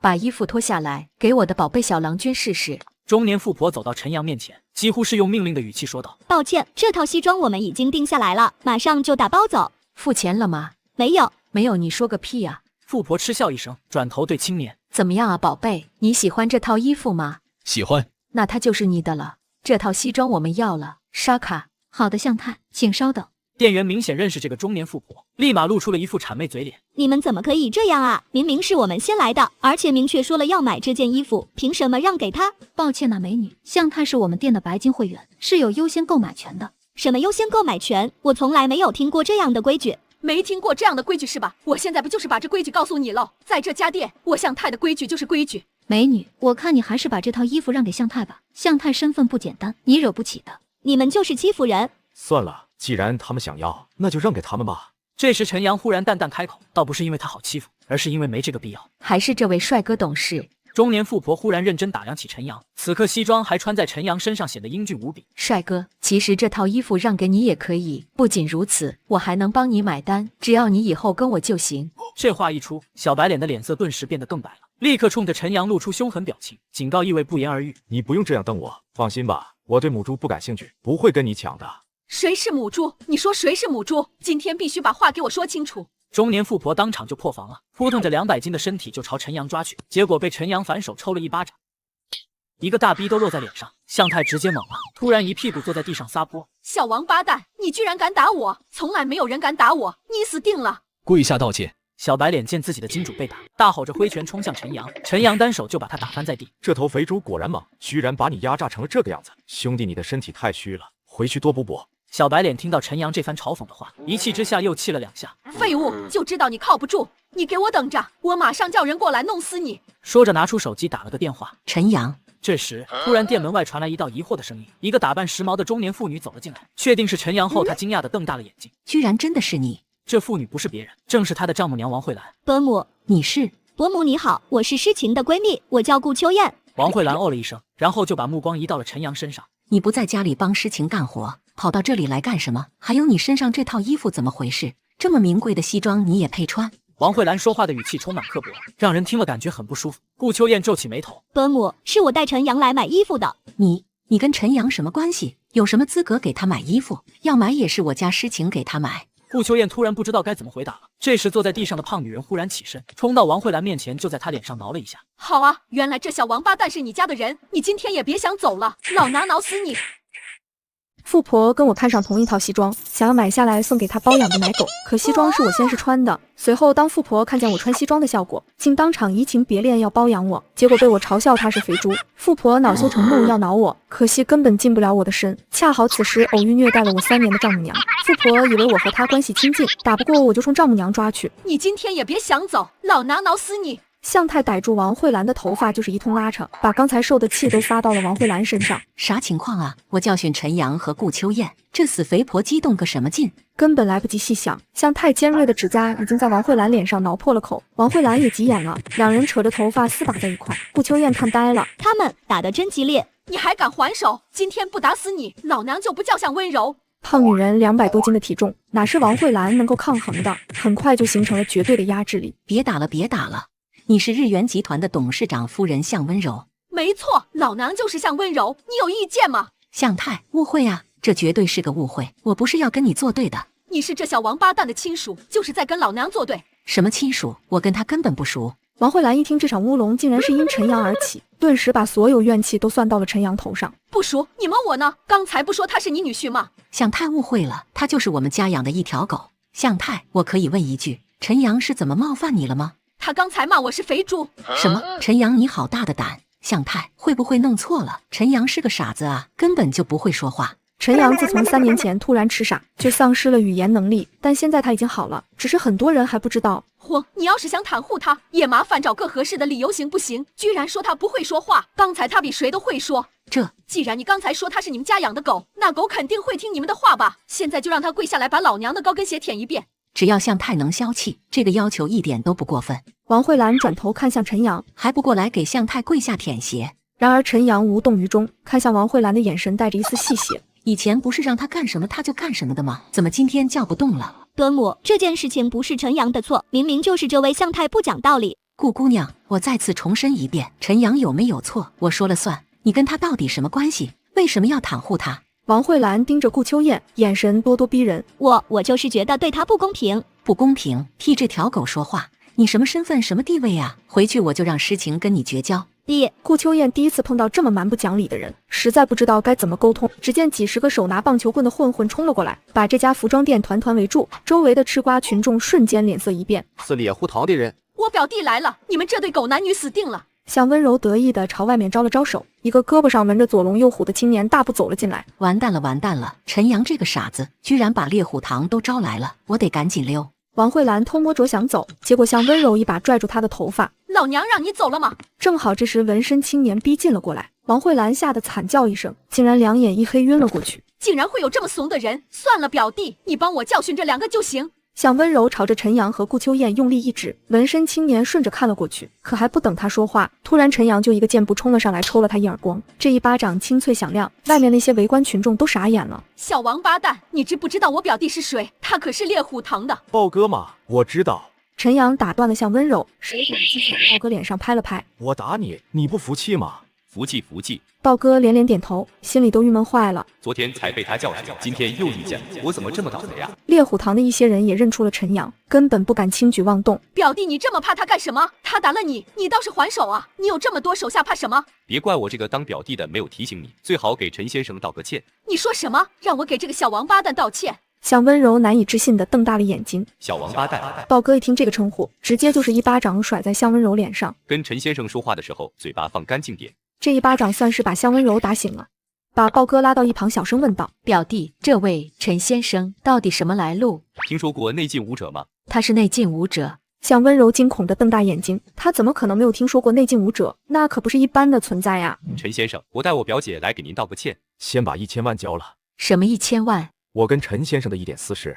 陈先生能再宽限2天吗？猎虎堂这么穷，连1000万都拿不出来。不是，他不可能告诉陈阳，是因为没打算给，所以才没有准备。他也没有想到今天会碰到陈阳。那就再宽限你2天，不过你这次食言了，就要接受惩罚。豹哥还没来得及高兴，突然陈阳就把他一条胳膊捏碎了，豹哥疼得不敢吱声。走吧。陈阳带着顾秋燕离开，向温柔好心提醒：“那个陈先生，您丈母娘？”我没丈母娘。陈先生说他没有丈母娘，那这家伙是干什么的？管他是干什么的，扔厕所去。豹哥把气都撒到王慧兰身上，叫2名小弟把王慧兰抬到了南侧。没过多久，王慧兰就出名了，说商场南侧有个女变态，喜欢偷喝小便池的尿。陈阳离开商城后接了一个电话，顾秋燕就在旁边，一听就知道是沈妙玉那个狐狸精。你什么时候把号码告诉沈妙玉的？我出商场的时候发了信息给她，没想到她这么快就打电话来了。你自己先回去，我要去办点事。刚接完沈妙玉的电话，就说有事要办，傻子都知道他是去找沈妙玉。我给你买新衣服，让你去跟别的女人约会，这算什么？把我当成冤大头吗？顾秋燕在装衣服的袋子里翻了翻，拿出一套旧衣服扔给陈阳，不准穿新衣服去，我怕沾上骚味。换回去就换回去呗，原配还更舒服。我用上古针法扎好了老人多年的绝症，没想到视频竟在论坛爆火，不仅引起普通百姓的关注，就连中医界各大专家都纷纷惊叹。虽然视频中我没有露脸，但还是有人通过发布地址找上了门。请问你是顾秋燕小姐吗？你是谁？男人一听是顾秋燕，非常高兴地递上一张名片。顾小姐你好，我是江城市中医院的中医科主任彭泽，这是我的名片。中医科主任彭泽。顾秋燕似乎听说过这个名字，是江城挺有名的一个中医。彭主任是专门来找我的。是这样的，昨天顾小姐你不是在论坛上面发布了一段针灸视频吗？我老师正好看见了，非常激动的说要见那个施针的人，所以我就冒昧过来打扰了。顾秋燕听完当场愣住。彭泽的老师是江城鼎鼎有名的中医泰斗，也是江城中医协会的老会长。沈毅无闻播到了他面前，都只能恭恭敬敬喊一句老师。不会吧，这样的大人物居然要认识陈阳，就因为那段视频吗？顾小姐。彭泽的声音把顾秋燕惊醒，顾秋燕这才反应过来自己已经发呆很久。不好意思，他还没有回来。您的意思是那位仙医就住这附近？仙医果然跟自己想的一样。顾秋燕心情复杂，他就跟我住在一块。那真是太好了，顾小姐，能让我进去等仙医回来吗？你要是觉得不方便的话，我在门口等也行。还是进去等吧。顾秋燕用手机查了查网上彭泽的照片，跟眼前这个对得上，于是便把彭泽请了进去。在彭泽登门拜访的同时，陈阳正在去往柳家的中途。他因修炼九转炎龙诀，体内火气非常大，必须用血雾莲来辅助压制。根据沈妙玉的情报，江城柳家得到1株血雾莲，陈阳准备和沈妙玉一同前去探查。不多时，妙玉开着他的红色敞篷来接陈阳。沈妙玉30多岁，正是韵味十足的时候。陈先生，什么时候让奴家一睹你的雄姿啊？他的声音也非常有磁性，让人听了不禁想入非非。少废话，开车！陈阳由于九转炎龙诀的缘故，有时候容易火大，所以他都尽量跟沈妙玉保持距离，免得控制不住。切，真是不解风情啊！陈阳没有再废话，沈妙玉只好专注开车，一路畅通无阻的来到了柳家。柳家跟沈家一样，都是江城的一流家族，负责接待他们的是家主柳长章的长子柳震。沈姑娘怎么有空来我这里做客了？我听说你家老爷子病了，所以特意为你请来了一位神医。神医在何处？正是你眼前的这位陈先生。陈先生。柳震这才正式的看了陈阳一眼，却很快就皱起眉头。沈姑娘，你莫不是见我父亲病了，故意来打趣我的吧？我们没有开玩笑，你父亲的病我能治好。然而这话一出，柳镇眉头皱得更深了。找个这么年轻的人来看病，还说不是在开玩笑，亏我还好心招待你们。柳家主，陈先生的医术真的很厉害，不信你可以让他试试，反正治不好不收钱。我们两家也合作这么多年了，我真的没必要拿这种事情跟你开玩笑。沈妙玉见柳镇还有所怀疑，真诚解释，可这明显无法打动柳镇。沈姑娘的好意，刘某心领了。不过我父亲的病已经请了神医医治，就不劳这位小神医费心了。柳镇故意把小字咬得很重，显然是说陈阳年纪小，不相信陈阳的医术。不知柳家主请的是哪位神医？周老，我们江城的那位中医泰斗周老。沈妙玉惊呼一声，见柳镇点头，面容上浮现一抹惊讶。周老收山了这么多年，据说之前连尸首出面请他，他都不肯。没想到柳家主居然把他老人家给请动了。其实也不是我把周老请动的，而是因为周老是个医痴，我给他说了我父亲的症状后，他觉得很特别，所以就答应了出山。原来如此，柳家主，其实我们这次过来主要是为了学物联。什么意思？我的这位朋友陈先生很需要灵药，所以我想问问柳家主，能不能把那株血物莲卖给我们？道歉，周老说我父亲的病需要用血物莲当药引，所以不管多少钱，我都不会卖。好吧，那我们就不打扰柳家主了。沈妙玉没有纠缠，起身准备离开，心里很是无奈。陈阳没有移动脚步，柳镇看了他一眼。陈先生还有事？其实让我出手的话，不需要血物莲也能够把你父亲治好。哪来的毛头小子，竟敢口出狂言！突然一道喝声响起，一老一少走了进来。周老您来了。来者正是周泰，旁边的年轻女子则是他孙女周怡玲。刚才出言训斥的便是周怡玲。柳家主，我爷爷明明说了会治好你父亲的病，你为什么还要请别人？是信不过我爷爷吗？请别人就算了，还请个这么年轻的，我严重怀疑你是故意来恶心我爷爷的。周姑娘误会了，这人不是我请来的。不是你请的，那他是怎么回事？是我自己要来的。陈阳开口说道，视线却落在周泰手里的药箱上面，面露失望。不过现在没意义了。什么没意义？你给我把话说清楚。还有你刚才说不需要血物莲当药引就能治好刘老爷子，什么意思？字面意思。你是想说你的医术比我爷爷好了？事实如此。陈阳实在不想多跟这个女人废话，但他这态度却把周怡玲彻底惹毛了。我周怡玲长这么大，狂妄之人见过不少，但是像你这么狂妄自大的，还是第一次见。哦，那我很荣幸成为你的第一次。怡琳，你少说两句。说完，爷孙俩转身进了内堂，陈阳也没有逗留，跟着沈妙玉离开了柳家。到了车上，沈妙玉歉意道：“抱歉，陈先生，是我没有调查清楚，没想到柳家居然把周泰请出来了。”没事，那株血物莲并不符合我的要求，而且柳长章的病，周泰不一定治得好。当真？你怎么知道？那株血物莲熬制成了药汤，就在他药箱里，而且品质也很差，对我来说作用不大。沈妙玉听了，对陈阳越发感兴趣，思索起他到底用的什么方法能隔着箱子看见里面。而此时，柳家周泰也在思索，但他思索的不是陈阳，而是柳长章的怪病。药已经喂了，针灸也针了，可刘老爷子的病为何不见好转？连江城第一神医都无计可施，难道父亲真的没救了吗？这时周泰突然想到了什么，眼睛一亮，我知道一人，或许可以救你父亲。柳家老爷子得了怪病，请了城里排名第一的神医都没治好。就在柳家人绝望的时候，神医想起自己曾经看过的一段视频，视频中对方采用上古针法医好了一位绝症老人。也许只有找见这位施针的神秘人，方可治好刘老爷子的病。这一下给了柳家人新的希望。那位前辈可是周老的同门？其实那人是谁，我目前并不知晓。我也是因为那段视频才知道江城竟还有此等仙医。仙医，如果可以找到这位仙医，不论多大的代价，我都要请他来为我父亲治病。柳先生，先不要着急，我已经让我小弟子去拜访了，不出意外的话，今天应该就会有结果。那就劳烦周老，有了消息第一时间通知我。好。然而令周泰和柳镇都想不到的是，他们在上一集赶走的陈阳，就是他们苦苦寻找的仙医。此时陈阳告别了沈妙玉，回到了顾秋燕的住处。刚进门就得知有人在等自己，这人正是神医周泰的小徒弟。你回来了，有人找你。彭泽在客厅里面喝茶，听到动静立刻起身，看见陈阳先是一愣。彭主任，这就是你要找的人，陈阳。他能让老师评为仙医，我还以为对方至少应该年逾半百，没想到这么年轻。晚辈彭泽见过陈仙医，找我何事？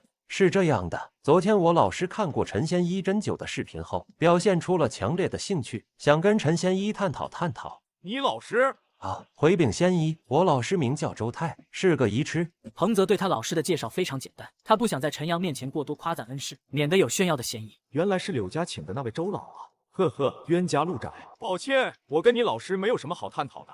彭泽听到这话，笑脸突然消失，眼中浮现一丝恼怒。陈贤一，我自己也是中医界的人，当然知道医生之间交流病案是件多么重要的事情。我老师经验丰富，肯定有一些宝贵的心得。你老师有宝贵心得是他的事情，跟我没关系，因为我对他的心得没有丝毫兴趣。你年轻人，我给你面子才称呼你一声贤一，可你这是什么态度？我是哪里得罪你了吗？你没有得罪我。陈阳摇了摇头，不想多说。顾秋燕见状打圆场：彭主任，陈阳今天应该是心情不太好，要不你先请回吧，我跟他谈谈。既然话都说到了这个份上，彭泽也不好意思继续留在这里，哼了一声就出门离开了。咋了？你好像不是很待见彭泽。我今天去柳家，想跟柳家交易雪无莲，结果碰到了周泰。陈阳把今天发生的事情说了一遍。顾秋燕恍然大悟，怪不得你一脸郁闷的样子，没想到你还挺记仇了。不是记仇，而是因为确实没兴趣。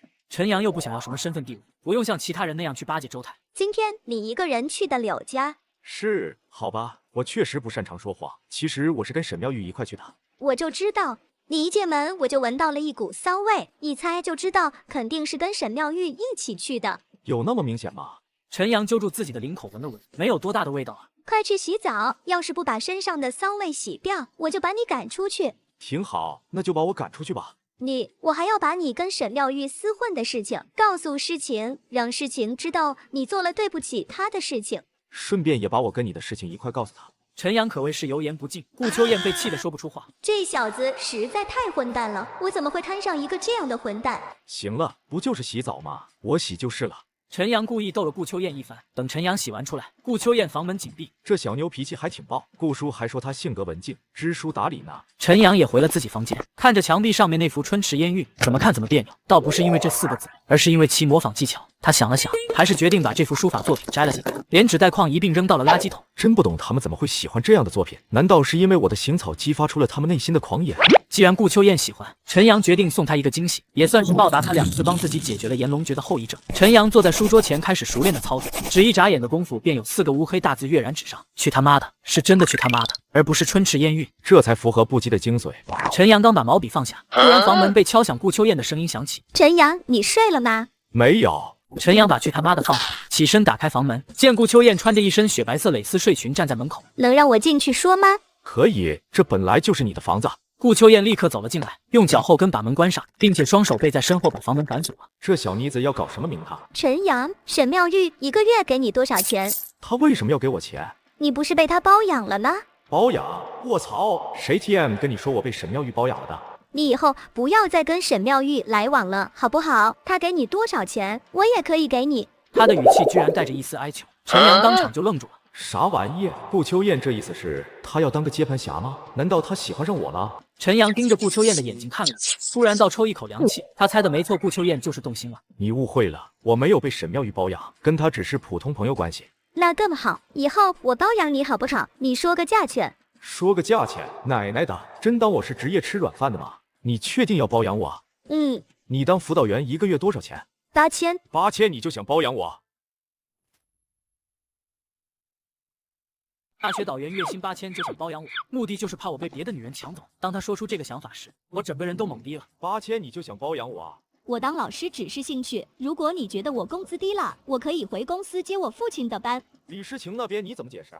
他忘了我名义上有妻子，而且和他还是闺蜜。我承认以前听诗情说你有多不好，让我对你产生了误解。可我现在发现你并不是那样的人，我觉得诗情对你做的那些事情很过分，你跟他离婚好不好？顾秋燕终于说出了她内心的那句话，陈阳这才反应过来，这妮子根本不是想包养我啊，而是想结婚。不行，我跟李诗情是肯定会离婚的，但不是现在。她玩弄了我3年，这口气我要慢慢跟她说。那我等你。陈阳这时注意到顾秋燕似乎有点不对劲，陈阳猛然间意识到了什么，肯定是9转炎龙诀的缘故。你现在状态不对，躺下。陈阳让顾秋燕躺到了床上，然后取针刺在顾秋燕的几处穴位上，帮顾秋燕化解了体内的火。他明明可以和我那样，可他却用了针灸。原来他清醒时对我并不感兴趣。顾秋燕解完火毒后，眼神冷漠了下来。刚才我对你说的那些都是胡话，你不要多想。我不会催你跟诗情离婚的，哪怕你跟诗情离婚了，我也不会跟你在一起。顾秋燕说完就离开了陈阳的房间。次日，陈阳带着去他妈的来到江城市书法协会，点名道姓要找协会会长补票。这幅字正是他昨晚随手写的。找古会长什么事？我这里有一幅书法作品，想要请古会长过目。放我这里吧，等会长来了，我帮你转交给他。有劳了。陈阳把卷轴给了接待人员，留下自己的电话后就离开了。接待人员后脚就把卷轴扔在了垃圾桶。现在的年轻人不去打磨自己的书法水平，净整这些邪门歪道。会长哪有这么多时间浪费在你们身上？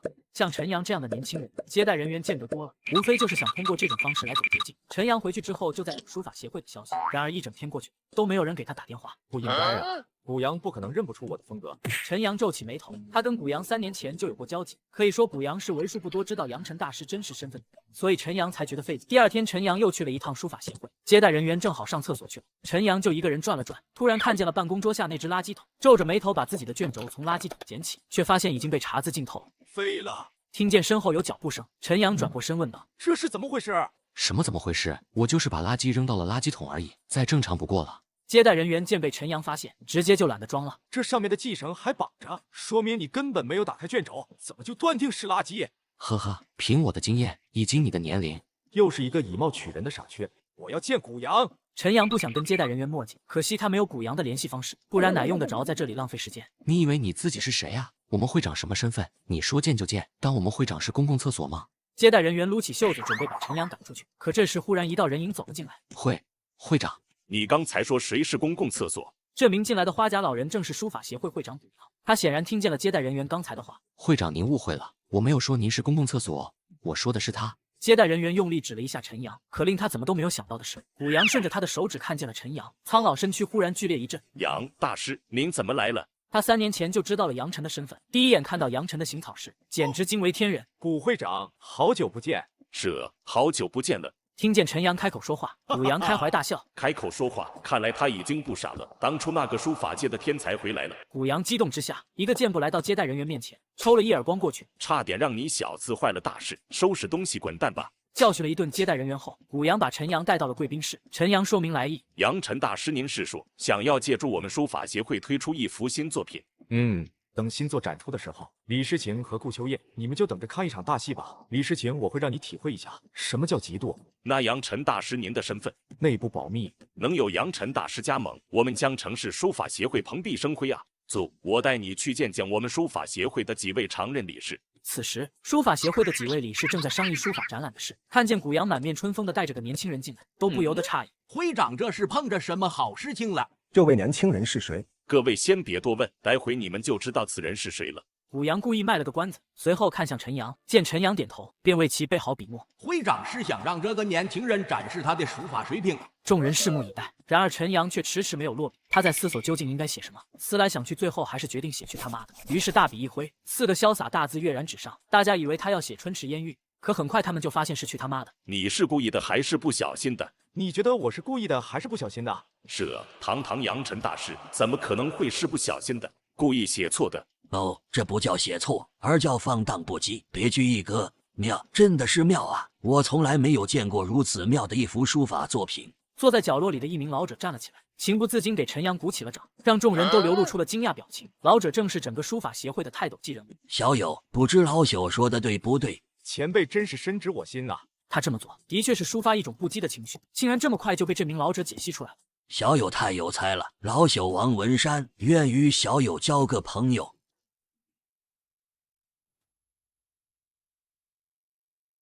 我写了去他妈的4个大字，却被书法协会众多大佬围观，纷纷惊叹于我书法的狂傲与不羁，随后就是对我身份的猜测。老王，你难道就没有发现这幅作品什么特别的地方吗？当然发现了，所以我才这么激动。书法协会会长古阳也不卖关子，直接揭露了我就是杨晨大师的身份。众人尽皆哗然，都想不到传说中的杨晨大师是个20多岁的小伙子。陈阳从书法协会离开的时候，场面那叫一个壮观，会长古阳以及所有理事竟都亲自相送。然而陈阳不知道，另一边江城第一神医周泰正计划要请他吃饭。上次在顾秋燕家吃了闭门羹，中医主任彭泽十分懊恼，正和他的师哥吴文波喝酒解闷。真没想到，施展出那门神奇针法的人竟然如此傲慢。师兄，你是不知道他有多难相处。当然，此刻的吴文波还没有意识到，彭泽口中那人正是之前夺走了他一颗千年人参的陈阳。彭泽，结果如何了？两人正抱怨着，忽然周依林搀扶着一名老者走了进来，正是神医周泰。两人急忙起身。老师，您怎么亲自来了？这种事情您打个电话给我不就好了吗？此事非同小可，我必须亲自过来一趟。怎么样，找到那位仙医了吗？找是找到了。当真？老师您先别激动，我的确找到了那位仙医，不过他跟我们想象的不一样。怎么不一样？他才20多岁。20多岁？周泰愣了一下，紧接着突然大笑。不愧是仙医呀！如果没有强大的师门传承，怎么可能20多岁就掌握如此神奇的阎王针法？老师您先听我说完，他年龄小不是最主要的，最主要的是他不好相处。人家是仙医，脾气怪一点怎么了？你顺从他就好了，为什么要反驳？我是看不惯他那副高高在上的态度，他还说对老师您的经验心得不感兴趣，明显是不尊重您。所以你就跟他争论？你这糊涂蛋，脑子被猪油蒙住了吗？本来仙医就不是我可以企及的，你还说那些话给我招黑，我真想一拐杖敲死你！老师抱歉，是我办事不周到，让您失望了。明天我再去拜访一趟吧。既然已经知道了仙医的住处，我便要亲自去拜访，这样才能体现出我的诚意。老师您别着急，那位仙医脾气古怪，估计是不喜欢有人登门打扰，所以昨天才对彭师弟这么不客气。依我看，倒不如设宴将那位仙医请出来，这样才更有诚意。文博说的没错，明天我要设宴，胖子，你帮我送张邀请函过去，记得不要惊扰仙师太久。要是他不来呢？那便是我与仙医无缘。周泰叹了口气，他虽然很想学习陈阳的阎王针法，可如果陈阳一直不给机会，他也没有太好办。求求你了。此刻公寓内，顾秋燕正一脸愤怒地瞪着陈阳，他今天才发现挂在书房墙壁上的春池烟玉居然被陈阳摘下来扔到了垃圾桶，顾秋燕直接被气哭了。至于吗？结果他不说话还好，这话一说，顾秋燕哭得更加厉害。你根本不知道杨晨大师对我的意义有多大，我曾经对生活无望过，是杨晨大师把我从黑暗的深渊中救了出来，他是我的恩人，所以我不允许任何人亵渎杨晨大师，哪怕你亵渎的只是他的模仿者。顾秋燕哭得梨花带雨，陈阳呆住，自己帮过顾秋燕？什么时候？明明自己前几天才刚刚认识顾秋燕的呀。陈阳忽然想到了什么，3年前的一段记忆缓缓在脑海中展开，眼睛猛地瞪大了起来。不会这样巧吧？陈阳想到了自己以前的一个笔友，有很强的悲观情绪。你来江城，难道是因为杨晨大师？他是我的人生导师，他把我从深渊拉了出来，可从那之后，他就没再回过我的信了。或许对于杨晨大师来说，我只是他拯救过的千万苦难人之一，但是对于我来说，他就是唯一不可替代的，他是我心灵的一道港湾。我不知道杨晨大师的真实身份是什么，只知道他在江城，所以我就来了。顾秋燕眼神忽然变得暗淡，陈阳明知故问：你找到他了吗？没有，我四处打听他的消息，却一无所获。我也去过书法协会，可他们会长什么都不愿意说。顾秋燕一脸失落，陈阳把破损的画纸从顾秋燕手里接过，陷入思索。我已经告诉了他，杨晨大师对于我有不同寻常的意义，他现在沉默，是因为内疚和自责吗？然而下一刻，陈阳把画纸撕了，顾秋燕的眼泪像是滚珠一样啪嗒啪嗒掉落下来，委屈、悲愤再也无法抑制。别哭了，我只是撕了你一幅拙劣的模仿品而已，过几天送你一幅真迹。不管你说什么，我都不会原谅你。什么真迹？杨晨大师的真迹。不可能，杨晨大师一共才推出了8幅作品，都已经被人收藏了，你怎么会有？难道你认识某位收藏大师？过几天就会有第9幅作品面世了。你怎么知道？因为我就是杨晨大师。陈阳心里默默说道，却没有现在就告诉顾秋燕这个消息。你骗我！顾秋燕拿着手机使劲搜索，却没有搜到任何相关方面的信息。你这样骗我的好处是什么呢？让我不要因为这个而生你的气吗？顾秋燕指着地上粉碎的画纸，心灰意冷。让你不要生气是真，骗你是假。我不喜欢骗人，可你现在明摆着就是骗我，这就是你们男人的惯用手段嘛。先许诺一件根本不可能实现的事情，把女孩子哄好，以为我过几天就会气消了。告诉你，不可能。那就等过几天你再跟我吵吧。具体几天？最多3天，你一定会听到杨晨大师的消息。要是3天之后我没有得到想要的结果，我就把你不是傻子以及我们之间发生的一切都告诉诗情。顾秋燕态度坚决，杨晨大师是他的信物。好，不会让你失望的。这时门铃声响起，顾秋燕擦干净泪水，开门一看，门口站着一个中年男人，正是彭泽。彭主任。顾小姐您好，我是来找陈仙医的，请问仙医在吗？我随便给人扎了一针，就被江城第一神医称为仙医，还派徒弟上门说想认识我，结果被我几句话赶走。没想到过了几天，徒弟又来了，这次还正式下了请帖，设宴邀请我赏脸光临。正在我犹豫去还是不去时，顾秋燕开口了：我看周泰挺有诚意的，明明就是带句话的事情，他却专门让人制作了邀请函。那我去吧。顾秋燕心里一暖，她没想到陈阳会在意她的建议。刚建议完，顾秋燕就接了一个电话，是陈阳的名义妻子李诗情打来的。好巧。什么好巧？刚才的电话是诗晴打来的，说明天有场饭局在百味居，你说巧不巧？诗晴说请他吃饭的人是吴凯，你认识吴凯吗？我对李诗情的私事素来不关心，你就不怕他被吴凯追走？据我所知，这个吴凯是东城药业的少东家，东城药业跟李家有合作项目，所以这段时间吴凯一直在追求诗晴。那吴凯不知道李诗情结婚了？知道啊，但是有些男人嘛，就好这口。顾秋燕饶有趣味地打量着陈阳，见陈阳的表情冷漠，你真的不担心啊？我跟他本来就没有夫妻之实，没什么好担心的。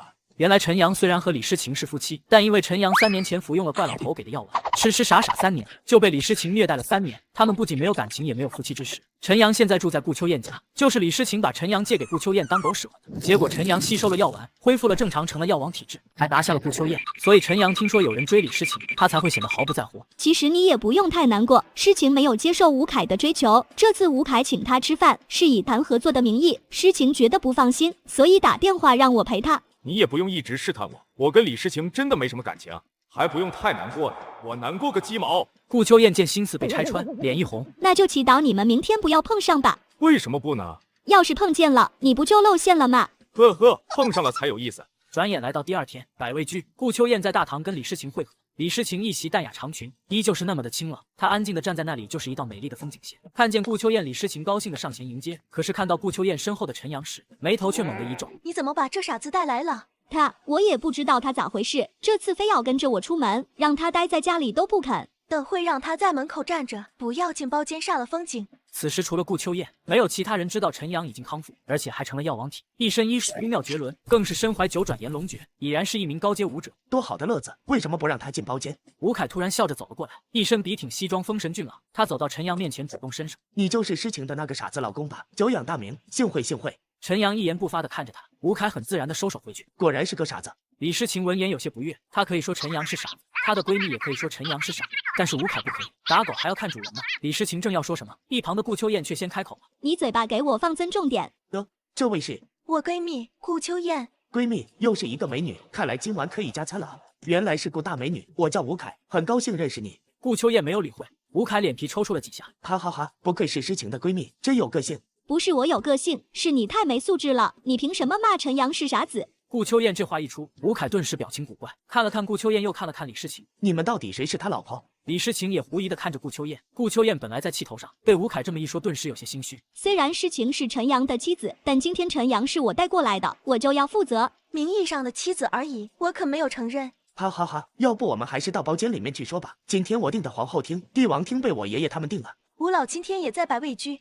不仅我爷爷在，周老也在。据说今天有一位大人物要来，周老亲自设宴款待。吴凯沾沾自喜，似乎知道这些内幕消息，是件非常自豪的事情。周老是那位江城第一神医吗？能让周老亲自设宴的人物，究竟是何方神圣？这我就不知道了。待会吴少能不能当个引路人，带我们进去敬个酒？我很好奇对方究竟是怎样的大人物。李诗情表现出了浓厚的兴趣，吴凯拍着胸脯保证：“我爷爷在里面，自然是没有问题的。”多谢吴少。李诗情喜笑颜开，忽然瞥见旁边傻笑的陈阳。今天难得是个认识大人物的机会，你别在这里碍我的眼，到门口站着去。陈阳转身就走，吴凯突然追上陈阳：“你这傻子真是可怜，有个这么漂亮的老婆都无福享受，今晚就让本少替你开发一下吧，哈哈。”你可以试试看。陈阳表情冷淡地回了一句。吴凯愣了一下：“李诗情不是说这傻子不会说话吗？”吴凯愣神的功夫，陈阳已经离开了。就算会说话，也只是个会说话的傻子，真以为可以吓住老子？老子今天吃定了李诗情。吴凯盯着陈阳的背影狠狠啐了一句，然后转身走向李诗情二人。走吧，我们去包间。秋燕。顾秋燕看着门口的方向发呆，突然李诗情喊了一句，顿时回过神来道：“我跟陈阳真的没什么。”我当然知道你跟陈阳没什么，我是叫你跟我一块去包间，你在想什么呀？我们走吧。3人进了包间，陈阳则是来到门口站了会，突然迎面走来一老一少，正是周泰和他孙女周怡玲。咦，这不是嘴强王者江城第一神医吗？怎么跑到百味居来当迎宾了？周怡玲认出了站在门口的是陈阳，满脸讥讽：“夷陵得饶人处且饶人。”周泰笑着说了一句，看起来心情不错。周怡玲哼了一声，高傲地扬起下巴，从陈阳身边经过。不请我进去吗？你说什么？我没跟你说话。陈阳看着周泰再次问道：“你确定不请我进包间吃饭？你算什么东西，也配让我爷爷请吃饭？”周泰还没有说话，周怡玲先爆发了，冲着陈阳大吼：“年轻人，你这话什么意思？为何突然要我请你吃饭？”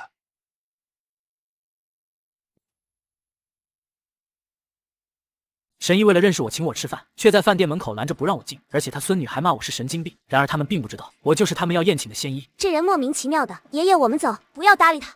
周太点了点头，也觉得陈阳这人有些奇怪。二人正准备进入百味居，这时彭泽走出来迎接，刚喊了一句老师，突然看着门口的方向愣了愣。怎么了？老师请稍等。彭泽大喜，门口站着的那位不就是陈仙医吗？于是快步跑了出去。陈仙医勿怪，我不知道您来这么早。没事，反正我又不会去赴你老师的宴。陈仙医为什么这么说？彭叔，你跟这神经病在这里聊啥呢？孙女二人这时走了过来，周怡林语气不满道：什么神经病？就是这个神经病啊！他说自己的医术比我爷爷都高明，刚才还想让我爷爷请他吃饭呢。不是神经病是什么？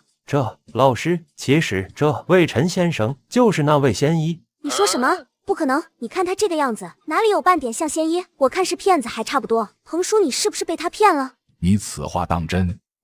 仙医，原来您就是那位施展出阎王针法的仙医，老夫真是糊涂至极呀！爷爷，你不会真信他是？闭嘴，赶紧给仙医道歉。周太立刻训斥他，不会怀疑陈阳的身份，因为彭泽没理由拿这种事情来戏耍他，否则他立刻跟彭泽断绝师徒关系。对不起。周怡林这回也冷静了下来，知道此事既然是从彭泽口中说出来，那么十有八九是真的。我这神经病可不值得你道歉。这家伙可真记仇。仙医，之前的事是我们孙女做的不对，我们真挚的向您道歉。不必了，我从来就没有介意这回事。那我能请仙医到包房一叙吗？周太听见陈阳说不介意，便主动邀请陈阳到包房去。算了吧，今天没心情。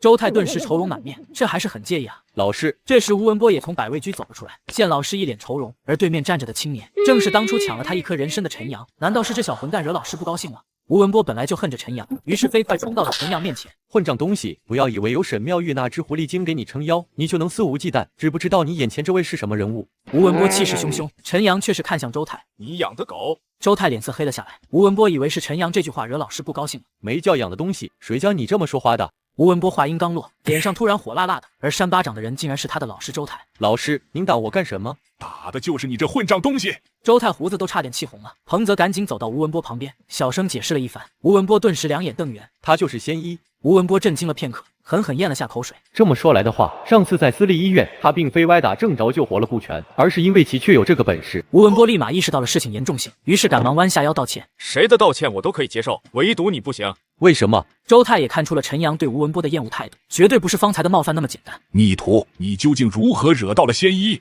我也不知道啊，还请仙医明示。既然你想知道，那我就明示你一下吧。几分钟前，你的好孙子当着我的面说要开发我老婆，你觉得我应该怎么原谅你？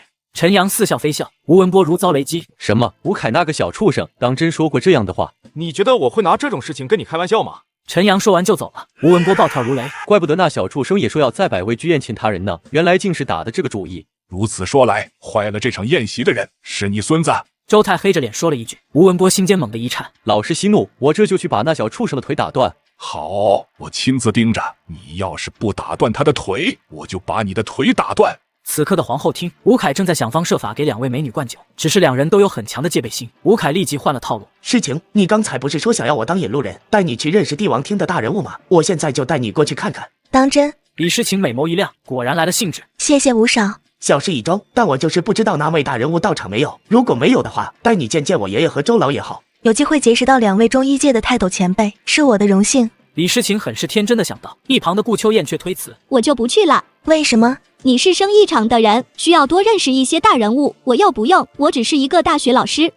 那好吧，你在这边等我，我跟吴少去就回。李诗情没有多想，顾秋燕则在心中叹息：“诗情啊诗情，你哪里需要通过吴凯去认识那位大人物，显得多卑微啊！你知不知道那位大人物其实就是你的傻子老公陈阳？”这话顾秋燕不好说出来。吴凯带着李诗情准备到帝王厅去，从座位起身时偷偷瞥了顾秋燕一眼。这个女人的戒备心明显比李诗情强很多。如果今天这场饭局只有李诗情一个人来，那么我肯定能够得手，到时候看看怎么把顾秋燕这个麻烦解决。吴凯心思百转，就当两人打开包间门准备出去的时候，却见门口不知何时站着几道人影，准备敲门的正是吴文波，后面则是周太、彭泽以及周怡林。爷爷这是给我送助攻来了。李诗情看见我的面子这么大，能让周老这样的人物亲自过来走动，不知道要崇拜成什么样子。吴凯偷偷观察李诗情的脸色，果然李诗情一脸激动。然而还不等吴凯开口说话，突然吴文波就一巴掌抽在了吴凯脸上。我打死你个小畜生！吴凯根本没有料到吴文波会突然出手扇他，脚步一个趔趄，直接摔倒在了地上。吴文波没有就此罢休，冲上去抓起椅子就往吴凯身上。吴凯这时终于反应了过来，爷爷你干什么？发疯了吗？我是你孙子啊！就因为你是我孙子，所以我才要打断你的腿。尹吉明一求我办事，他的孙子却要开发我的老婆，而且连我睡过的姘头也想一并拿下。可还没等我出手教训，他爷爷就果断打了上去。爷爷，你干什么？发疯了吗？我是你孙子啊！就因为你是我孙子，所以我才要打断你的腿。吴凯只觉得爷爷疯了，双腿用力往上一蹬，正好蹬在了爷爷肚子上。上了年纪的吴文博倒在了地上，他手中的椅子砸到了自己身上。彭泽急忙上前把椅子推开。真是个没良心的白眼狼，连你自己的爷爷都敢打，怪不得敢对仙一的女人动心思。什么仙一的女人？你在说什么呀？我怎么一句都听不懂？谁是仙一？你们不会要说傻子陈阳就是仙一吧？几位前辈，是不是有什么误会啊？我老公就是一个傻子，闺蜜顾秋燕连男朋友都没有啊。此刻心知肚明，顾秋燕悄悄地躲在了角落里。然而他没想到的是，彭泽在教训完了吴凯后，突然一个箭步来到了自己面前。顾小姐，您看这个结果还满意吗？顾小姐，恕老朽教导无方，还请您宽宏大量，高抬贵手。顾小姐，今日之事是我等招待不周，还希望您回去后能跟仙姨多多美言几句。周某给您鞠躬了。这也太夸张了吧！当初彭泽来拜访的时候，看见的是我跟陈阳同住一屋，就把我当成他的妻子了啊！不，我不是。看来顾小姐还不满意。哎，师弟，再帮我继续教训那个小畜生吧，一直打到顾小姐满意为止。好。我不是这个意思，周老，您快起来吧，我收不起这份大礼，让人看见了会觉得我倒反天罡的。周某是诚心想跟仙医学习阎王针法，要是顾小姐不肯帮我圆这个梦想，周某是不会起来的。我会把你们的诚意转告给他的。如此甚好。周泰大喜，连忙再次鞠躬，众人也都一拜离开了房间，只留下顾秋燕和一脸懵逼的李世情。秋燕，你竟然敢欺骗我，到底还当不当我是你闺蜜？我怎么欺骗你了？你要是真当我是你闺蜜，为什么谈了男朋友却不告诉我？你男朋友是不是当初你发的那段视频里面给人嫌真的那个？是。他叫什么名字？你们是怎么认识的？什么时候确定的关系？是不是应该介绍给我认识呢？你问这么多，叫我怎么回答啊？我男朋友他说暂时想保持一点神秘感，以后有机会我一定会介绍你们认识的。哼，真不够意思，我可是你最好的闺蜜，你居然还想对我保密？是他这么说的，其实你们认识的，他也想给你一个惊喜。顾秋燕可不想告诉李世情，自己的男朋友就是她的老公。真是羡慕你，居然能找到这么厉害的男朋友，不像我。既然你这么嫌弃陈阳，为什么不跟他离婚呢？你要是跟他离婚了，就能去追求自己的幸福了。你要是跟他离婚了，我下手把陈阳抢到自己身边也就方便了。我不跟他离婚，是我要拿他当挡箭牌，可以赶走不少讨人厌的苍蝇。对了，说起陈阳，那傻子也不知道跑什么地方去了，明明让他到门口站着的。提起陈阳，李世情的眉头又不自觉皱了起来。我去找找吧。懒得管他，我们去逛商场。李世情没等顾秋燕拒绝，直接拉着他向商场的方向走去。而另一头的陈阳刚回到家坐下，外面的门铃就响了起来。人家是过来给你送情报的，不让我进去吗？进吧。陈阳侧过身来，让夺命寡妇沈妙玉走了进来。你要给我送什么情报？不是你说的让我调查3年前陈家的事情吗？有线索了。我找人详细调查过了，发现3年前的天耀集团没有表面看到的那么简单。为什么这么说？天耀集团明面上是一个集中产业于一体的综合性集团，可实际这些都是用来打掩护的。天耀集团真正的核心是一个生物制药部门。生物制药部门？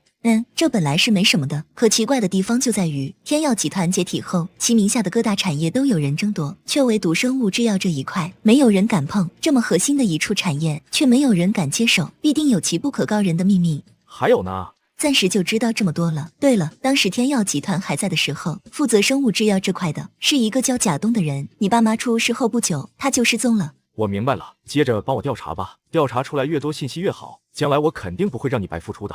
见沈妙玉一直盯着自己，陈阳靠近笑了笑。你是不是有什么事情求我？陈先生真是聪慧过人。说来听听。是柳家的事情。本来柳家没有了雪雾莲，我一点出手的想法都没有。不过既然你帮我调查了这么多，那我便帮你这次。沈妙玉妩媚一笑，凑到陈阳脸颊上给了一个火热的香吻。就知道你肯定会心疼姐姐的，我的真心没有白费。走，跟我去柳家。柳震得到沈妙玉把陈阳请动的消息，便以最隆重的仪式准备迎接，同时还通知医师周泰前来观摩。一种大佬就在那里干巴巴的等着陈阳的到来。终于在半个小时后，一辆车停下了柳家门口。柳震快步上前，亲自为陈阳打开车门。你不用恭维我，我这次答应来给你父亲治病，不是看柳家的面子，而是因为沈妙玉。明白，仙医快请进。仙医又见面了。这小老头还真是执着。既然你是江城第一神医，等会便由你来帮我打下手吧。当真？周太定不会辜负仙一的期望。陈阳说完之后，就迈步进了柳家大厅。不相干的人就让他们出去吧。好，柳震吩咐了一番，很快大厅内就只剩下一些直系核心人员。仙一要不要休息片刻？直接上楼治病吧。他可不想在柳家多浪费时间。柳震把陈阳请到了楼上，柳长章躺在床上一动不动，他已经昏迷2天2夜了。除了周泰，其他人都出去吧。好，带针了吗？带了。那就开始吧，我来说你来做。我来说你来做，这话的意思分明就是要口说我阎王针法呀。80多岁的医学泰斗，却给我这个精神小伙下跪行礼，而且还是标准的3叩9拜，甚至地板砖都被他直接磕碎。不仅如此，一口一个老师叫的比亲爹还亲。老师，我该怎么施针？你是个经验老道的中医了，不知道施针的时候要心平气和吗？你情绪波动如此之大，怎么治好病？老师教训的是。待周泰调整好心情之后，陈阳便把针法传授给他。等到最后一针落下，针尾竟是爆发出颤鸣。老师，我成了，请受弟子一拜。传授你阎王针法，只是觉得你这人有一颗医道赤诚之心，这门针法你可以宣扬出去，不必忌讳。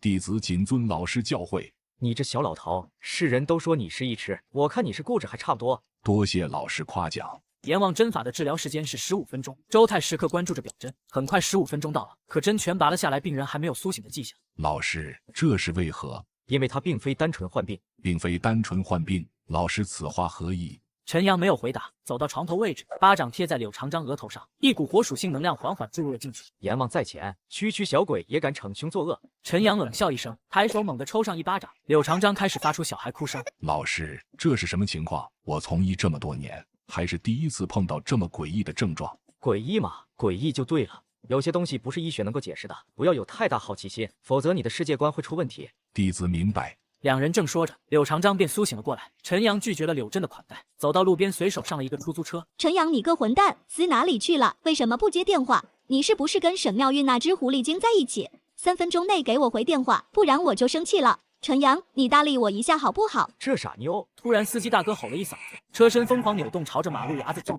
司机一脚踹开车门，骂骂咧咧地走向拦车男子。你他妈眼睛瞎，站在路中间想死是吧？真是邪门！算了算了，一看就是个神经病，老子懒得跟你计较。见状，陈阳也下了车，走到了司机面前。柳长章身上的小鬼是你养的吧？果然有些能耐，小子，此事本与你无关，谁叫你多管闲事的？我救柳长章只是为了还人恩情，还完了恩情，以后柳长章是死是活我都不会插手，所以你们的恩怨不要把我牵扯进去。笑话，你小子坏了我的好事，以为这么轻易就能脱身吗？你既然能看破柳长章身上的问题，那你就必须死。那你就去死吧。陈阳话音落下，身影一闪，便是来到了诡异男子跟前，掌心涌动着炎龙诀能量射了出去，一条手臂竟然被陈阳一巴掌拍碎。好强的力量，莫非你是？诡异男子话还没说完，陈阳又是冲到他面前轰出一拳，男人直接变成一片血雾。陈阳回头发现司机早已经吓得晕倒在地，没办法的他只能跑步回家。顾老师，我回来了，在客厅看电视呢。你还知道回来啊？怎么不跟狐狸精在外面过夜呢？什么狐狸精？你除了沈妙玉还有别的狐狸精吗？那肯定没有。好啦，你果然承认了跟沈妙玉有一腿。我也没有否认过啊。沈妙玉是来请我去给柳长章治病的，我说的是真的，我真去给柳长章治病了。不信你问问周泰，他可以帮我作证。你以为我不敢问吗？顾秋燕还真拿出手机打了个电话，一个电话就按了过去。师娘，周老，我是顾秋燕，你是不是认错人了？没错没错，您就是我师娘，多亏了师娘美言，老师才肯把阎王针法传授给我。你是说陈阳把阎王针法传授给你了？什么时候？就在不久前啊，帮柳长章治病的时候，老师亲口传授我阎王针法口诀呢。还真是去给柳长章治病了啊！现在相信我了？不相信，你把沈妙玉带到家里来就是死罪。还有你上次毁了我的春池烟韵，本姑娘还没有跟你算完账呢。就在顾秋燕准备翻旧账的时候，忽然李诗情的一个电话拯救了陈阳。秋燕，你快看新闻，江城头条。咋了？你看完就知道了。顾秋燕疑惑地翻开江城头条新闻，当看到那杨晨大师的几个字，整个人都亢奋了起来。杨晨大师，竟然是跟杨晨大师有关的新闻。江城市书法协会会长古阳说，下周6在中央文化馆有一场书法展览，届时将有一幅杨晨大师的作品会展出。顾秋燕激动地从沙发上跳了起来，举着手机对到陈阳面前。你快看，真的是杨晨大师哎！看到了，我之前不就跟你说了吗？很快就会有杨晨大师的消息传出。对哦，你为什么会提前知道这个消息？难道你认识书法协会会长古阳？就是古阳把消息提前透露给你的，对不对？你怎么不问我是不是认识杨晨大师呢？说不定这个消息是杨晨大师亲口告诉我的。切，杨晨大师总共就8幅作品，到底会是哪一幅？是一幅新作品。你怎么知道？我说了，我认识杨晨大师。又来了，如果不是新作品呢？如果不是，我随你怎么处置。如果不是，我要你跟诗晴离婚。柳家别墅内，柳长江的小娇妻凌娇正握着一块翡翠玉坠，眼中爆发出了强烈的仇恨。那个半路拦截陈阳的诡异男人，便是凌娇的情夫。本来合谋弄死柳长江就能分得一大笔钱，可陈阳一来，不仅就活了那个老不死的，还杀了老娘男人，我要你不得好死！凌娇穿上一身黑色纱裙，让心腹开车来到了某处私人宅院。夫人凌娇见过血龙王，找我何事？我想请血龙王杀一人。你应该知道，想要请我血龙王出手，价格是很昂贵的吧？1个亿。说说对方的情况。他叫陈阳，可能是一名内劲武者。凌娇把调查出来的资料递到宫丽手中，竟然是天耀集团陈仓的儿子，有点意思。这个单子我血龙王接了。那我便回去等血龙王的捷报了。先给钱。一言为定。我随手写的毛笔字，竟成了富豪手中的传家宝，而且还特意给作品买了上亿的大保险，甚至其周围都有一个加强牌在看管。不仅如此，每次全国展览，观看的人必须沐浴斋戒3天，才能有入会的机会。各位能在百忙之中抽空前来参加这次书法作品展览会，古某深感荣幸。接下来这幅是一位天才书法家的作品，或许有人已经看过，但是经典永不过时。随着画布掀开，4个狂野大字瞬间冲入众人的视野，正是春池艳遇。我猜对了，果然是这幅作品。诗晴，你输了哦，算你厉害。那是，这也就意味着，那陈阳回去是不是就得跟他妻子提离婚了？各位，其实今天这场作品展还有一幅压轴之作，名曰《关关雎鸠》。戴着白手套的工作人员携卷轴来到众人面前，站在最前方的展台上，把作品缓缓展开。古会长，你竟还有这般压箱底的宝贝，实在把我瞒得好惨呐！果然能打败杨晨大师的，只有多年以后的杨晨大师。古会长，我愿意出1亿，你把这幅作品卖给我如何？我出1亿5，这幅杨晨大师闭关3年的复出之作，我势在必得。老王比财力，还是我马哥更胜一筹？我出2亿。几位，我想你们是误会了，这是书法展览会，不是拍卖会。你们要想竞拍的话，出门左转。古杨会长说的是我们低俗了。不过这幅关关雎鸠的确比较特殊，它只在今日展览一次。这是为何？难道这幅作品已经被人买下来了吗？不是被人买下了，而是这幅作品是杨晨大师用来当做礼物送给他的一位女性朋友的。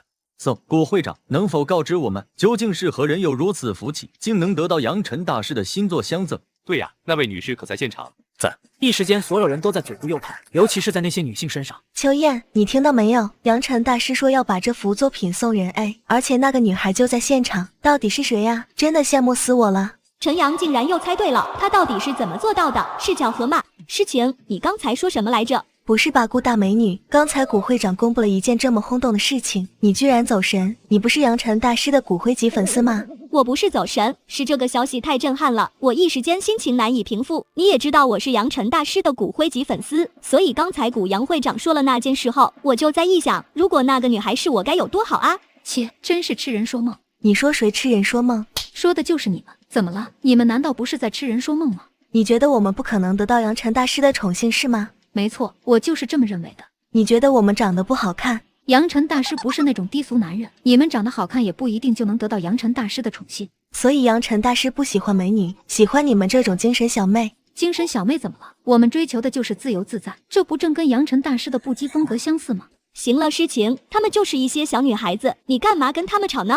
这时古阳做了一个嘘声的手势，展厅瞬间变得安静下来。然后古阳在众人的目光下，缓缓走到了顾秋燕面前。顾小姐，台上请。古会长，您怎么知道我姓顾？等会你就知道了。顾秋燕大脑很懵，茫然的扭头看了一眼李诗情，结果发现李诗情比她更懵。顾小姐，请上台。顾秋燕糊里糊涂地来到了前方的展台上，看着下方交头接耳的众人，大脑一片空白。顾小姐，杨晨大师交代过的，这幅作品是他专门为您打造，还希望您能收下这份礼物。李诗情宛如雕塑一般，眼睛直直盯着台上。怎么会这样？为什么是顾秋燕？杨晨大师为什么要送礼物给她？还是一幅价值过亿的巅峰作品？我不愿看着闺蜜过得差，同样也不愿意看见闺蜜比我过得好啊。此时在展厅幕后，陈阳把李诗情的表情尽收眼底，嘴角勾起一丝报复的快感。李诗情啊，李诗情，感受到了什么叫区别对待吗？你这么骄傲的人，此刻是什么感想呢？这还只是个开始，今天这份礼物，想必顾秋燕很喜欢吧？看着激动的泪流满面的顾秋燕，古阳把一张字条递到她的手里。这个也是杨晨大师给你的。顾秋燕急忙打开，上面写着一行字：3年前送给你作品的承诺，我做到了。我能见一下杨晨大师吗？非常抱歉，顾小姐，杨晨大师已经离开了。其实杨晨大师跟你很熟悉，他早晚都会把身份告诉你的。跟我很熟悉，杨晨陈阳，原来真的是他，为什么会是他？他到底还有多少秘密是我不知道的？顾秋燕失神的走下展台，顿时人群簇拥了上来。顾小姐，你能把手里的关关雎鸠卖给我吗？我可以出大价钱购买。抱歉，这副关关雎鸠不管你们出多少钱，我都不会卖的。那真是可惜了，顾小姐，那你能说说杨晨大师吗？既然杨晨大师愿意把自己的新作当礼物送给你，说明你一定是他非常重要的人吧？我能问问你跟杨晨大师是什么关系吗？不好意思，这些问题我暂时无可奉告。顾秋燕拒绝回答所有问题，心情复杂的看向了李诗情。诗情，我们走吧。顾秋燕冲出人群，拉起李诗情，飞快逃离了文化馆。可是没有走出多远，李诗情忽然甩开了顾秋燕的手。诗情，你怎么了？你认识杨晨大师，为什么不告诉我？该怎么跟李诗情说呢？其实陈阳就是杨晨大师，说了李诗情不就把陈阳抢回去了吗？我也是最近才认识的，其实他就是我男朋友，对，是我男朋友。你男朋友那个让神医周老公敬相待的新医？我说顾大美女，你到底谈了个什么神仙男友啊？秋燕，我们是不是好闺蜜？当然了，不过我男朋友那件事，我说了要留着给你惊喜。其实我已经猜到了是谁。谁？吃喝嫖赌的废物纨绔，却被老婆当成了会隐藏的歪嘴龙王，就是身旁马仔无数，首富见了都得跪的那种牛叉靓仔，搞得本就看不上我的老婆，现在就有想把我推开的冲动。你上次说你男朋友是我们共同认识的人，除了傻子陈阳的话，男的就剩一个人了，是王子琪，我猜的对不对？你什么时候跟王子琪走到一起的啊？哎呀，我都告诉你不要猜了，不要猜了，到时候还怎么给你惊喜嘛？我已经猜出来了，就是王子琪。我是想问问你，能不能把这幅关关雎鸠送给我呀？是这样的，既然你男朋友就是杨晨大师，那么他随时都可以送作品给你。可是我就不一样了，我真的很想收藏一幅杨晨大师的作品，因为我也是杨晨大师的忠实粉丝呀。这是他送给我的第一份礼物，意义深刻，我想自己留着。诗情，你如果想要，我到时候问问他愿不愿意再创作一幅作品，好不好？那你可不能忘记了，一定要帮我拿到一幅作品。我会尽力的。李诗情这才罢休，正要转身离开，忽然顾秋燕叫住了他。诗情，你等等。怎么了？我还是把这幅关关雎鸠给你吧。可你不是说这是你男朋友送给你的第一份礼物，对你来说意义深刻吗？虽说如此，可你也是我最好的闺蜜啊，你喜欢的东西我愿意给你，当做补偿。后面这句话是顾秋燕在心里面说的，因为她的男朋友就是自己闺蜜的老公，为了表达自己的亏欠，只能把这幅画忍痛割爱。秋燕，你真是太好了，来嘴一个。李诗情激动地在顾秋燕脸上亲了一口，两人又聊了好久才分开。顾秋燕立马赶回了公寓，刚推开门，陈阳就站在那里拖地。你怎么拖气的来了？为什么不能拖地？李诗情把我借给你，不就是为了让我给你免费干家务的吗？以后的家务活你不许干了，知道没？我不干你干。我自己干。那我干什么？随意，你怎么舒服怎么来。没发烧呀？我当然没有发烧了。陈阳，今天在文化馆，你知道发生了什么吗？杨晨大师居然当着那么多人的面送给了我一幅作品，还是一首情诗呢。那恭喜你喽！我很喜欢那件礼物，但是我后面还是送给了诗情。送给了李诗情？你生气了吗？没有。你就是生气了，你就杨晨大师，我把你精心为我准备的礼物送给了别人，所以你不开心。既然你知道我会不高兴，为什么还把关关雎鸠送给李诗情？我猜的没错，你果然是杨晨大师。猜到了又如何？我现在很生气。此刻的公寓楼下，李诗情正悄悄摸到这里。让我看看你男朋友到底是谁。李诗情突然狡黠一笑，屈指敲门。谁呀？是我，诗情。诗情，怎么办？怎么办？诗情在门口，那你我怎么解释啊？你不开门，我可就生气了哦。你生气，我也不开。突然门外敲门声停了下来，随后便传出来翻东西的簌簌声。诗情，你还在外面吗？在呀，我在找钥匙呢。糟了，我以前给过一把公寓的钥匙给他，这么重要的事情我居然忘记了。咔嚓一声，门口传来钥匙入孔的声音。顾秋燕顿时俏脸苍白，急忙推着陈阳进了书房，把门反锁好，千万不能出来，知道没？然而公寓门没有打开。李诗情今天其实没有带钥匙，只是想借机戏弄一下顾秋燕而已。行了，我吓唬你的，你想日后再给我惊喜，那我就日后再见你的神秘男友吧。李诗情从公寓门口离开，进电梯的时候，猎虎堂的豹哥刚好走了出来，他是来给陈阳送1000万。怪不得这么眼熟，他不是王子琪的朋友吗？看来王子琪是他的男朋友已经板上钉钉了。李诗情兴奋地回到了自己的宿舍，刚打开门，忽然就见一只手掌朝他抓来。你是谁？你不用管我是谁，只要把陈阳交出来便可。你要陈阳干什么？当然是要杀了他。可是他不在这里。不在？你开什么玩笑？是真的，你既然潜入了我的房子，就应该搜查过了，他真的不在。那你给他打电话。我没有。你他妈真不怕死了，这么庇护他？我没有庇护陈阳，是真的没有他的电话。你是他老婆，怎么可能没有他的电话？你在这糊弄谁呢？陈阳他是个傻子，根本不会用电话，所以就没有给他买手机。我说的都是实话。傻子？难道搞错了？如果陈阳是个傻子的话，林娇随便找个三流杀手就把他搞定了，哪里需要找自己这个内劲武者？你是不是叫李诗情？你老公是不是叫陈阳？是。那就没错了。男人抓着李诗情的脖子，把她扔到了沙发上。我只给你半个小时时间，不管你用什么方法，半个小时后我要是没有见到陈阳，你就要遭老罪了。李诗情连忙拿出手机给顾秋燕打去电话。秋燕救我！怎么了？我家里突然闯进来了一个大鼻子男人。你可以称呼我血龙王，不要叫我大鼻子男人。好，是一个叫血龙王的大鼻子男人突然闯了进来，把我挟持了。什么？他为什么挟持你？是想抢走杨晨大师的作品吗？他说他是来杀陈阳的，而且只给了我半个小时的时间，如果半小时后不见陈阳，我就完蛋了。秋燕，你快点把陈阳那个傻子带过来，不然我就要被他害死了。我想想办法吧。顾秋燕挂了电话，握着手机不知所措。她不想李诗情出事，也不想让陈阳过去送死。而这时听到电话内容的陈阳，则是直接走向了门外。你要去干什么？救李诗情。不行，你不能去，你去了就是送死。放心吧，我肯定不会有事的，而且一定会把李诗情救下来，就像前几天我把你从王子期手里救下来一样。那我跟你一块去。你去了给我当拖油瓶吗？相信我。我在家里等你。陈阳来到公寓外，一跃而起，连续在建筑外墙踩踏几次，最终来到了李诗情所在公寓上方。李诗情，哪怕要死，你也只能死在我的手里。其他任何人想要杀你，都必须经过我的同意。我刚治好老爷子的病，没想到他媳妇竟想杀我复仇，而且特意花了1个亿寻找杀手，甚至还提前绑架了我的媳妇，搞得正和媳妇闺蜜研究昆自诀的我，不得不停下动作，连忙杀了过去。最后3秒，2、1。看着倒计时结束都没有人来救他，李诗情挣扎着起身向外边跑去。血龙王见状扬起一巴掌就打了上来。这时陈阳刚刚赶到，一根银针击中李诗情的后脑，导致李诗情晕倒，躲过了血龙王的巴掌。锤！血龙王猛喝一声，凶狠目光朝着阳台看去。你就是陈阳，既然你自投罗网，便省得我再去寻你了。为了你这娇妻，你孤身涉险，着实令我钦佩。那我就大发慈悲，等会让你死的更残忍一些吧。孤身涉险，我看未必。什么意思？你在我眼里算不上有多危险。有意思，在这江城，敢如此跟我血龙王说话的人没有几个。那就加我一个吧。闻言，血龙王暴怒，悍然一掌朝着陈阳拍了过去。陈阳则是同样轰出一拳，后发先至，先一步落在了男人的胸膛上，一拳的威力让血龙王整个人倒飞了出去。这小子实力竟然这么恐怖，怪不得那女人肯出价1个亿，看来不能再掉以轻心了。血龙王连忙往嘴里塞了一颗药丸，就见他的肌肉直接打了一拳，随后一脸狞笑的从地上站了起来。你刚才吃的是什么药？跪下求我告诉你啊！不愿意说就算了，反正你今天不管如何都要死在我手里。年纪不大，口气倒是挺狂。这次我不再留手，你下地狱去待着吧。血龙王身体做出一个下压动作，如破空之剑般冲了出去。小子，给我去死！陈阳一个侧身，轻而易举躲过血龙王的攻击，随即反手扣住来人的肩膀，一瞬间就化成了一片血雾。你的实力竟然远远在我之上！血龙王头也不回地冲向阳台，准备从阳台跳下去逃生，然而直接被陈阳拽了回来。你要赶尽杀绝吗？为什么不能？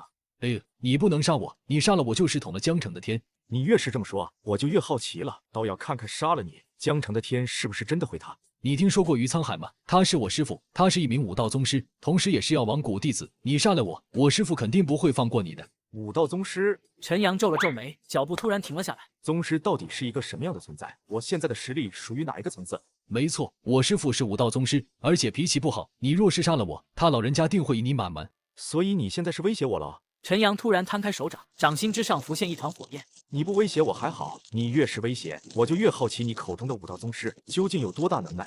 前辈不要杀我，我可以拿东西跟您交换，只要您饶了我这条性命。什么东西？我可以把雇佣我的人告诉您。另外，您刚才不是对我身上的丹药感兴趣吗？那是我师父炼制的疗伤丹，我家里还有几颗，我可以拿来孝敬前辈。抱歉，没兴趣。陈阳上前一步，直接用力捏断了他的脖子。你说与不说，我都能猜到是林娇部的你。林娇玩火自焚，那我便成全他好了。不久，顾秋燕也赶了过来，一进门就看到了地上的尸体。你把他杀了，要不要报警？他是一名武者，武者的事警察管不了，除非是镇武司。这么说的话，你也是武者？差不多吧。仙一，杨晨大师，现在又变成武者，你到底还有多少身份是我不知道的？你已经知道的差不多了，而你的好闺蜜却还以为我是个傻子。陈阳指了指沙发上昏迷的李诗情，随后把他脑袋上的针拔了下来。他大概还有10分钟会醒，到时候你就这样跟他说。陈阳帮顾秋燕想好了说辞，然后起身离开。我去把尸体处理了，然后等你回家。陈阳离开后，果然10分钟后李诗情就醒了。秋燕，我这是死了吗？瞎说什么呢？你活得好好的。可我明明记得血龙王对我动手了。对了，血龙王呢？他已经被叶天子带走了。叶天子？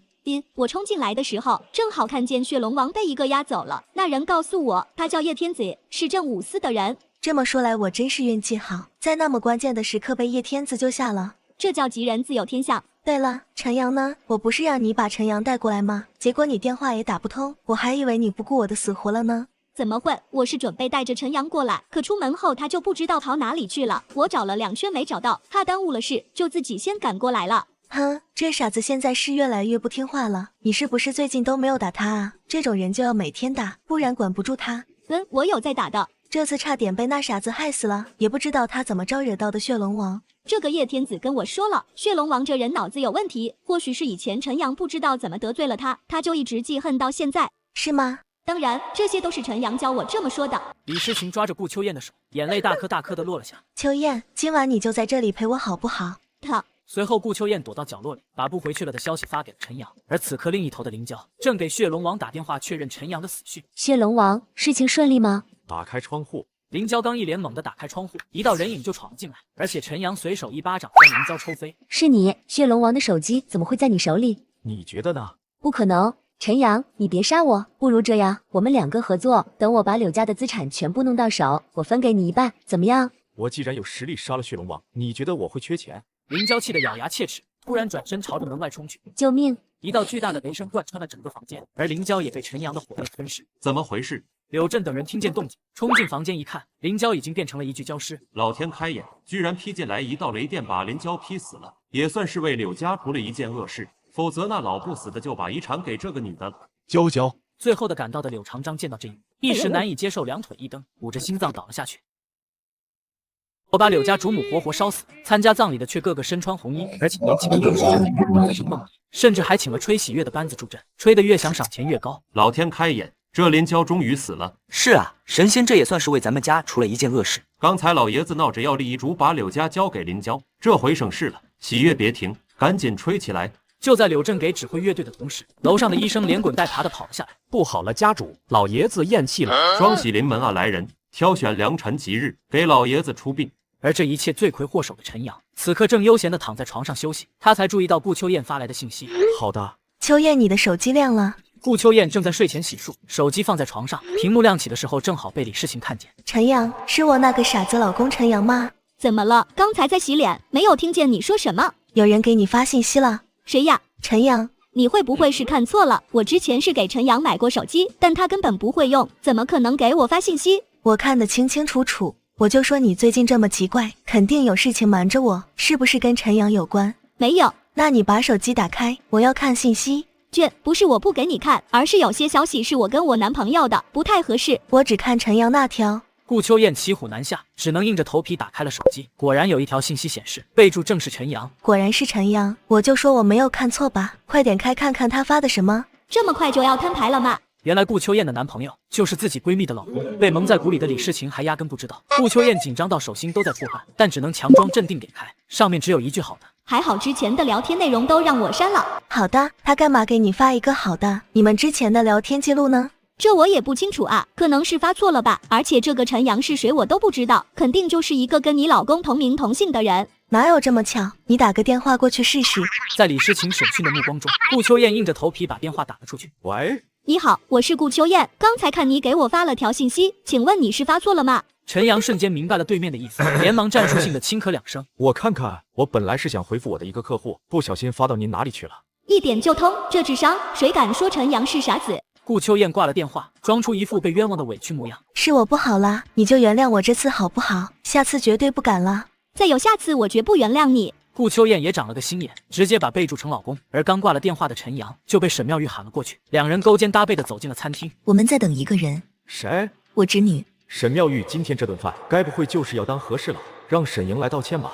当初陈阳拜祭父母，第一个碰见的就是沈莹。可沈莹以陈阳亡故的父母开玩笑，导致他对这个女孩的印象非常不好。等了一会时间，门外走进来一个漂亮女子。可卿，这里见过陈公子。沈小姐你好，不是沈莹，竟然是沈天花的大女儿沈可卿。陈公子，我可以坐你旁边吗？当然可以，沈小姐随意。谢谢。果然跟他待在一起很舒服。原来沈可卿是先天寒体，未能救她的火运十分难寻，而待在陈阳身边，沈可卿的症状就能得到控制。可卿，你不是有话想跟陈先生说吗？难得今天坐到一起，你有啥直接说就行。好，陈公子，我想跟你结婚。陈阳被一口茶水呛到，咳了半天才缓过来。怪不得沈妙玉说沈天花的2个女儿都不善交际呢，一上来就这么直接，谁顶得住啊？可卿，你说什么？你要跟陈先生结婚？我是这样想的，就是不知道陈公子愿不愿意。沈小姐，虽然你长得好看，你一上来就说要结婚，这节奏会不会太快了？节奏快吗？我以前接触到的那些男人，恨不得见面第一眼就去跟我领证。他们是他们，我是我。可卿，你跟陈先生才第2次见面，为什么会想着跟陈先生结婚？其实上次在大梨山第1次跟陈公子接触的时候，我就发现陈公子身上的气息跟我互补。什么意思？如果能跟陈公子圆房，或许可以将我的先天寒体彻底治好。我的傻侄女，这么重要的信息，你为什么不告诉我？当时想的是尽快找到下一块火运之地，而且跟陈公子提这件事情之前，肯定要先跟陈公子打好关系。没事，其实帮你化解先天寒体，不一定要结婚，只要圆房就可以了。我倒是不介意做一件善事。不行。怎么不行啊？可卿是个黄花大闺女，名誉十分重要，自然不能随便跟你圆房，必须名正言顺。那我以男朋友的身份呢？那也不行，沈家家风严厉，婚前禁止一切逾越行为，只要还没过门，就不能做这种事。那我就爱莫能助了。陈公子是有什么顾虑吗？我结过婚了。我打听过，你跟李诗情关系不好，甚至李诗情都没有跟你圆过房，这样的婚姻有什么存在的意义呢？妈的，李诗情，真是什么事情都往外面说，生怕别人不知道你还是清白之身是吧？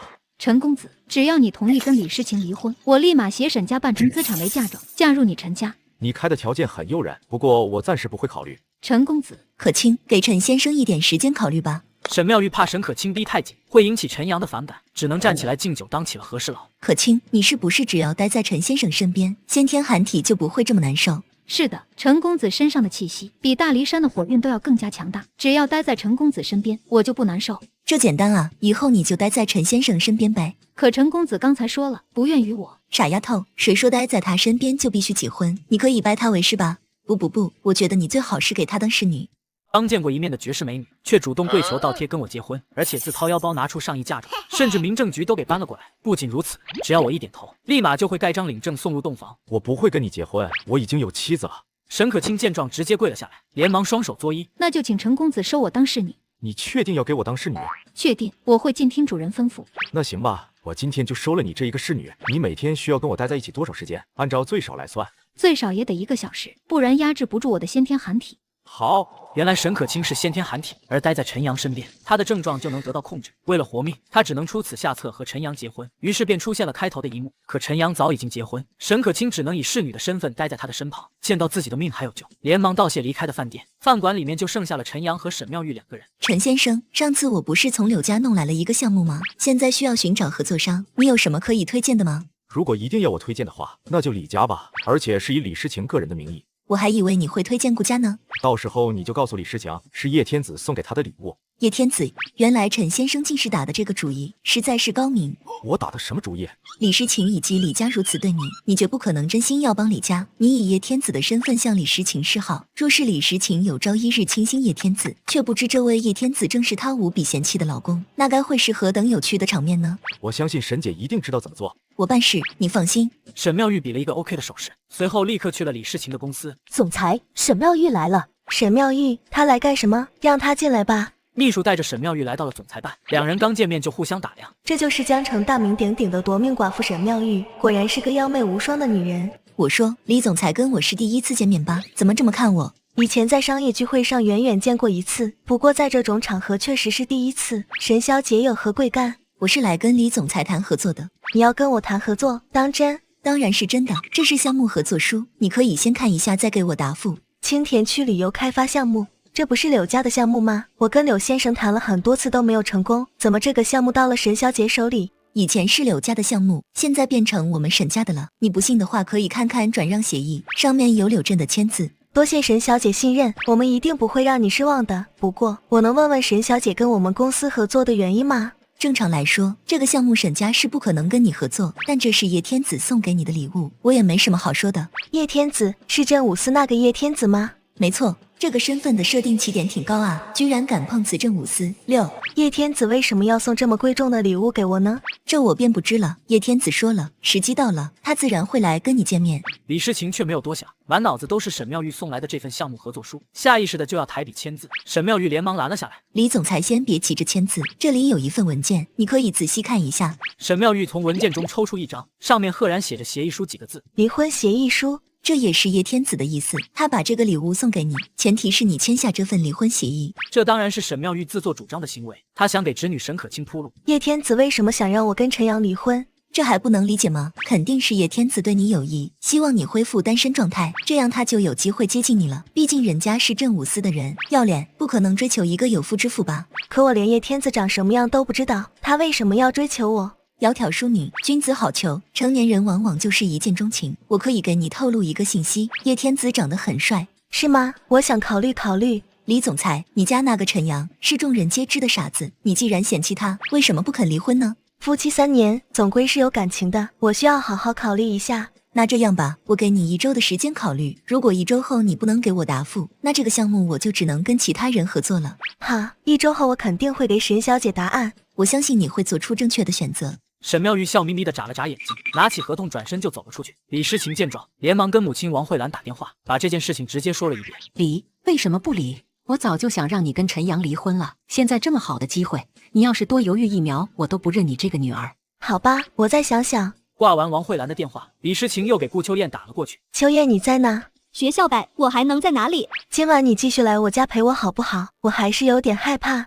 的，我晚上去找你，等我啊。秋燕你真好，不愧是我的好闺蜜，正好我晚上有几个问题想要问你。李诗情开车去学校门口接顾秋燕，两人在外面逛了一圈，才回到住处。刚回到宿舍，李诗情的神情就变得严肃起来。诗情，你白天说有事情要问我，什么事啊？关于叶天子。叶天子，他今天送了我一份礼物。李诗情把今天在公司发生的事情全部跟顾秋燕讲述了一遍。叶天子还给我提了一个奇怪的要求，让我在离婚协议书上签字。什么？让你在离婚协议书上签字？签什么字？他让你跟陈阳离婚吗？沈妙玉是这么说的。这叶天子就是陈阳，他究竟在玩什么把戏？我当初劝陈阳离婚，他不同意，这次怎么就逼迫李诗情签字？难道是因为沈妙玉？肯定是因为那只狐狸精。顾秋燕越想越气，双拳握紧，一脸愤怒。秋燕，叶天子让我跟陈阳离婚，你这么生气干什么？俗话说宁拆十座庙，不毁一桩婚。我气的是叶天子那个卑鄙小人，居然用如此肮脏的手段逼你就范，一看就知道他不是什么好人。我和富婆吃饭谈心，没想到却被美女萝莉看中，不仅想和我原地结婚，就连18岁的小姨子也可以当做陪嫁，让我享受一下其人之福。面对如此主动的女人，我好说歹说，终于让她放弃入洞房的想法，但却还是成了我的贴身侍女，搞得身边的红颜知己们都找上门来。你不给我一个解释吗？解释什么？你还跟我装傻是吧？你昨天做的事情实在太让我伤心了，你有在乎过我的感受吗？是我和沈可卿接触太过亲密，吃醋了吗？你是怎么知道这事的？好啦，你果然承认了。要想人不知，除非己莫为，事情都已经告诉我了。李诗情也知道了，消息传播这么快吗？而且这事既然传到了李诗情那里，那自己不就暴露了吗？李诗情什么反应？他还能有什么反应？高兴呗！你送了这么大的一个惊喜给他，他能不高兴吗？这是什么说法？难道李诗情早就想跟自己离婚了？这次抓住了自己跟沈可卿暧昧的把柄，能理直气壮离婚，所以高兴。好你个李诗情，看来李诗情果然动了跟我离婚的心思。大哥，你在诗情眼里只是个傻子，突然用这么大的项目来试探他，你觉得他不会心动吗？虽然现在诗情还没有下定决心跟你离婚，但下周他肯定会做出选择的。项目？什么项目？陈阳这才发现双方根本不在一个频道上，他连忙定神揉了揉太阳穴。不是你让沈妙玉送一份礼物给诗情吗？青田区旅游开发项目，那可是有政府兜底的年度最大项目之一。你觉得在诗情眼里，你们的婚姻比得过这个项目带来的利润？我的确交代过沈妙玉，让她以叶天子的名义去给李诗情送一个项目，但你刚才说的离婚是什么情况？不是你说要让诗情先签了离婚协议书，才能拿到那个项目吗？我可没说过这话。那这应该就是沈妙玉自作主张，我等会去找她问问。得知不是陈阳的意思，顾秋燕又一把抱住了陈阳，在他的脸上啃了一口，随后心情愉悦地去了学校。这次沈妙玉擅作主张，如果打乱了我的计划，确实不是一件小事情。想到这里，陈阳则是给沈妙玉打去电话，可是一连几个都没人接。陈阳索性来到沈妙玉公司。你们老板呢？我们老板见客户去了，这是那个餐厅的地址。陈阳看向卡片上面的地址，表情不由得变得冷漠。情侣餐厅，看来是有新猎物了。陈阳来到这家情侣餐厅，他看到了里面坐着的中年男人。外边的陈阳打了个电话过去，沈妙玉直接拿起手机挂断。见状，陈阳直接走进了餐厅。先生，我来找人。好的，先生。沈妙玉抬头看到了陈阳，眼中明显闪过一丝慌乱。你怎么来了？找你谈点事情，你们先聊完吧。不是你想的那样。沈姐，你不用解释，我都无所谓的。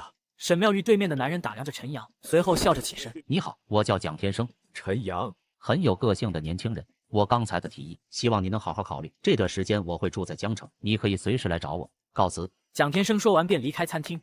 他是我前夫，所有人都以为我是个寡妇，其实我老公没死，我们只是离婚了而已。没想到你还有这样的过往。不过你跟我说这些做什么？我只是不想让你误会。我误会与否应该不重要了吧？不是你自己说的，我们以后就是单纯的合作关系吗？所以即使你跟蒋天生旧情复燃，也与我无关。我确实说过这话，但没什么。我这次来找你，是因为李诗情。你是不是强迫李诗情签下一份离婚协议书？我没有强迫，我只是让他做选择而已。你难道不想借助这个机会，看看他到底是不是对你有感情吗？他对我有没有感情，是我的事情。我不喜欢有人多管闲事。这是第一次，也是最后一次。如果下次你再自作主张，我就不是这么好说话了。陈阳身上散发出一股冰冷气势，吓得沈妙玉浑身一颤，紧张的直咽口水。陈阳警告完了之后就离开了餐厅，在路边打了辆车，不料身后竟有人开始了跟踪。有意思，让我看看到底是谁。就在前面路边停下吧。停车后，陈阳走了下来，果不其然，身后的车也踩了刹车。随后，蒋天生走出车子。陈阳对吧？要不上我这车，我们聊聊。蒋天生抽着雪茄，看向陈阳的眼神带着一丝轻蔑。陈阳思索片刻，上了蒋天生的车。我这人不喜欢绕圈子，就跟你开门见山了。不管你之前跟阿玉是什么关系，从此刻开始可以结束了。以我对阿玉的了解，确实如此。她喜欢你，所以刚才在餐厅才会着急向你解释。你跟沈妙玉离婚多久了？他连这事都跟你说了，看来我果然没有猜错，你在阿玉心里的地位不低，差不多有8年了吧。既然你也知道你跟沈妙玉分开了8年，你知道8年时间能让一个女人发生多大的改变吗？你确定你还了解现在的她？阿玉的变化的确很大，但是她的眼神欺骗不了我，她喜不喜欢一个人，我能看出来。能让阿玉动心，你也算有些本事。过奖。不过正如我刚才所说，从此刻起，一切都结束了。如果我不答应呢？不答应，这不是你答不答应的问题，你应该知道我们2个的差距吧？知道。差距就是你比我大了将近20岁。蒋天生嘴角抽搐了几下，直接按灭了手中的雪茄。我来自港省蒋家，那就应该明白，你在我蒋家面前比蚂蚁还要渺小。换句话说，我要是想捏死你，比捏死一只蚂蚁都简单。只怕是要让你失望了。既然你警告了我，那我也送你一句话：永远不要拿你的眼界来赌我的手段，因为你承担不起得罪我的后果。陈阳说完，打开车门下了车，准备拦截的保镖被他的一个眼神瞬间吓跪。别跪了，没用的东西，快把他的相关信息调来给我。好的，蒋先生。蒋先生，我们现在回酒店吗？去红岩山庄吧。我这次来江城的另一个目的，便是为了见江宗师一面。我跟俏寡妇商谈合同，却不料惨遭前夫哥围堵，不仅要物理清除我的2弟，而且还是全球直播的那种。好在我武功高深，直接冲出重围跑了出去。虽说这蒋天生打不过我，但是这背景我还是得早做准备一下。陈阳想着在路边上了一辆车，向大学方向开了过去，而另一头的前夫哥前往红岩山庄。庄内，武道宗师江红颜正持剑挥砍，把院子的树砍得乱七八糟了。我堂堂武道宗师的弟子沈可卿，竟然认一个男人当主人，简直是让我蒙羞。师傅，外面有个男人，自称是来自港省蒋家，请求见您一面。突然，一名女弟子进来会偶，看见那棵被江红颜摧残的桂花树，说话都不敢大声。男人，让他滚！江红颜以气运声，声震如雷，霎时贯穿了整座山庄。早就听闻江红颜性格暴躁，这还没有见面就被对方吼了一句，这脾气也太暴了。蒋先生，今日家师心情不好，不愿意见客，你请回吧。方才我已经听到了，那就请回吧。请问姑娘，江宗师何时才能心情好呢？这可说不好，得看那个男人什么时候死。沈可卿认了个男人为主的事，众多师姐妹都已经知道，而且大师姐叶霜已经忍不住出山了。是哪个男人这么不长眼，居然敢惹到江宗师头上？不关你的事，别多问，你1星期后再来吧。那蒋某便告辞了。蒋天生吃了个闭门羹，但依旧满脸笑容地退了出去。若是能与江红颜交好，对于将来他争夺蒋家的控制权有极大裨益，哪怕无法交好，也绝不能得罪。蒋天生回到车上，保镖递来一份资料。蒋先生，这是陈阳的资料。竟然是陈仓的儿子，怪不得这么有性格。不过天耀集团都没了，他何来的底气？10年前的天耀集团在江城就是巨擘，虽无法跟蒋家相比，但也算是商业翘楚。不管怎么说，接下来一段时间在江城，倒也多了一点乐子，可以从那个叫李诗情的女人入手。明白。江城大学顾秋燕刚出校门，一个男老师就迫不及待追了出来。顾老师，今天晚上一起吃个饭吧。抱歉，我晚上有事。顾老师，这已经是你这个星期拒绝我的第3次了。是啦，好像是的，我居然都拒绝你3次了。那你今天晚上就赏个脸，陪我吃个饭呗。田文松，我都拒绝你3次了，你还不明白吗？我就想知道为什么。因为我有男朋友了，今天晚上我要回去陪我男朋友，我还特意买了黑丝回去穿给他看呢。我不相信，你绝对没有买黑丝，除非给我看看。顾秋燕实在不想搭理他，转身就走，可田文松却来了劲，直接用力抓住了顾秋燕的手臂。你今天必须陪我吃饭。不是我说田文松，你有病啦，还不快点放开我！顾老师，你就给我一个机会吧。给你妹，放手，你抓疼我了。田文松露出病态面孔，手上的力气又变得大了一些，还用鼻子闻了闻顾秋燕的头发。我就是想跟你简简单单吃个饭而已，你为什么不能满足我呢？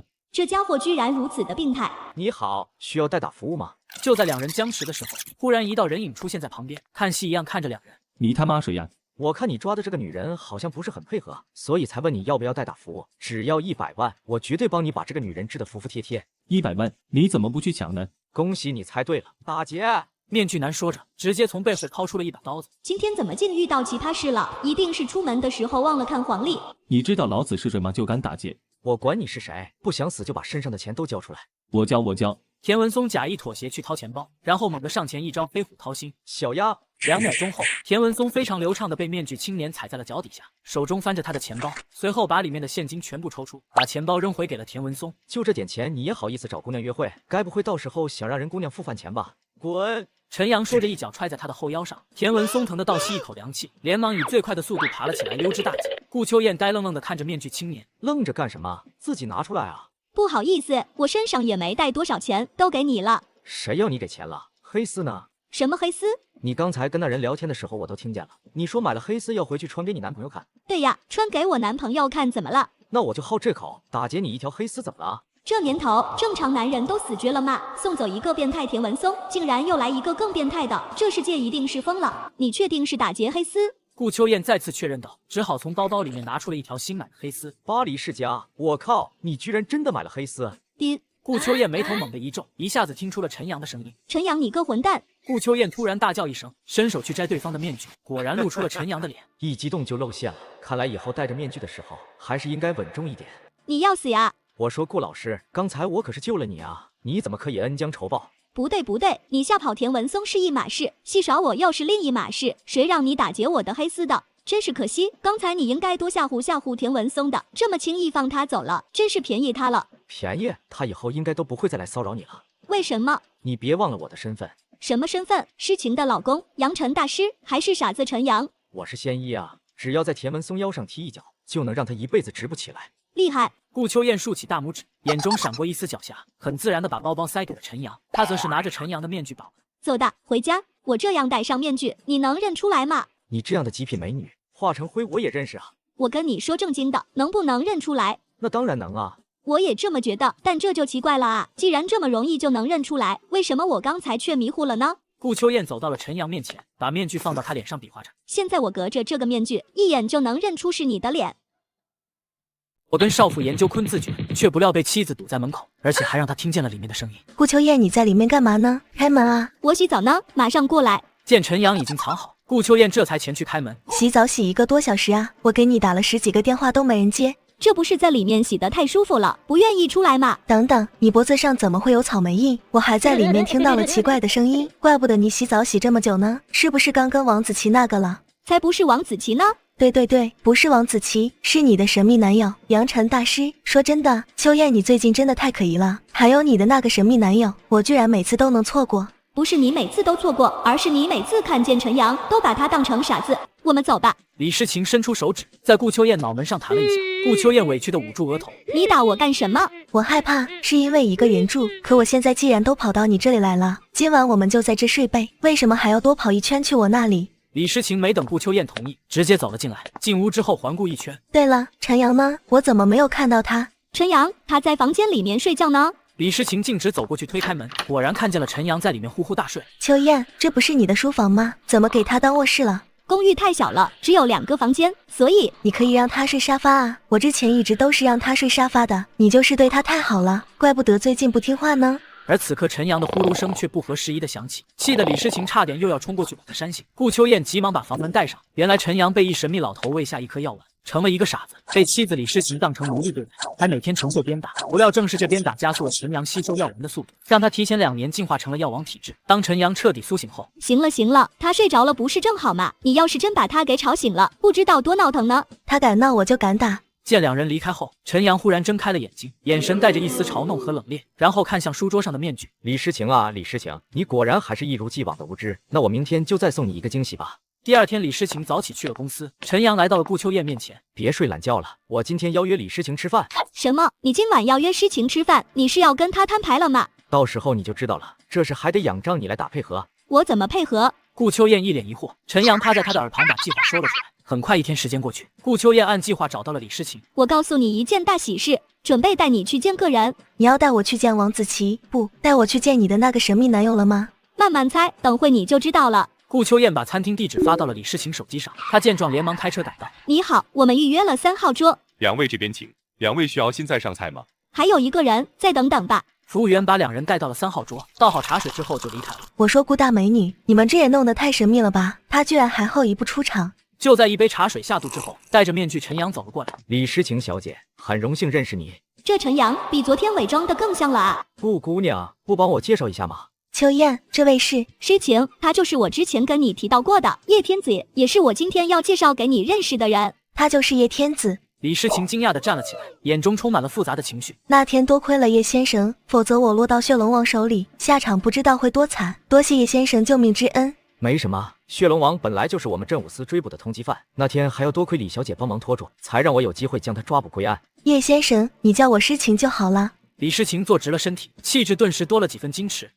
诗情，我前几天送给你的礼物，你喜欢吗？喜欢，非常喜欢。不过我有件事情不明白，你为何要让我签离婚协议呢？我相信诗情你是个聪明人，应该能猜到我的意思吧？叶先生是大人物，小女子不敢妄加揣测。陈阳见李诗情装糊涂，便直接凑得更近了一些。那日我见你在面对血龙王的淫威时誓死不屈，着实令我钦佩，故而一见倾心。事后我特意调查了你的资料，才知道你已婚，但是听说跟丈夫关系不好，便出此下策。诗情，你要是觉得我冒昧的话，那份离婚协议书你可以不签，那个项目我一样可以让沈妙玉给你。多谢叶先生体谅，那个项目对于我们公司来说真的非常重要。我也是在了解了你的公司状况后才做出的这个决定。叶先生有心了。不过那份离婚协议书，我虽然不会强迫你，但我还是非常希望你能认真考虑一下。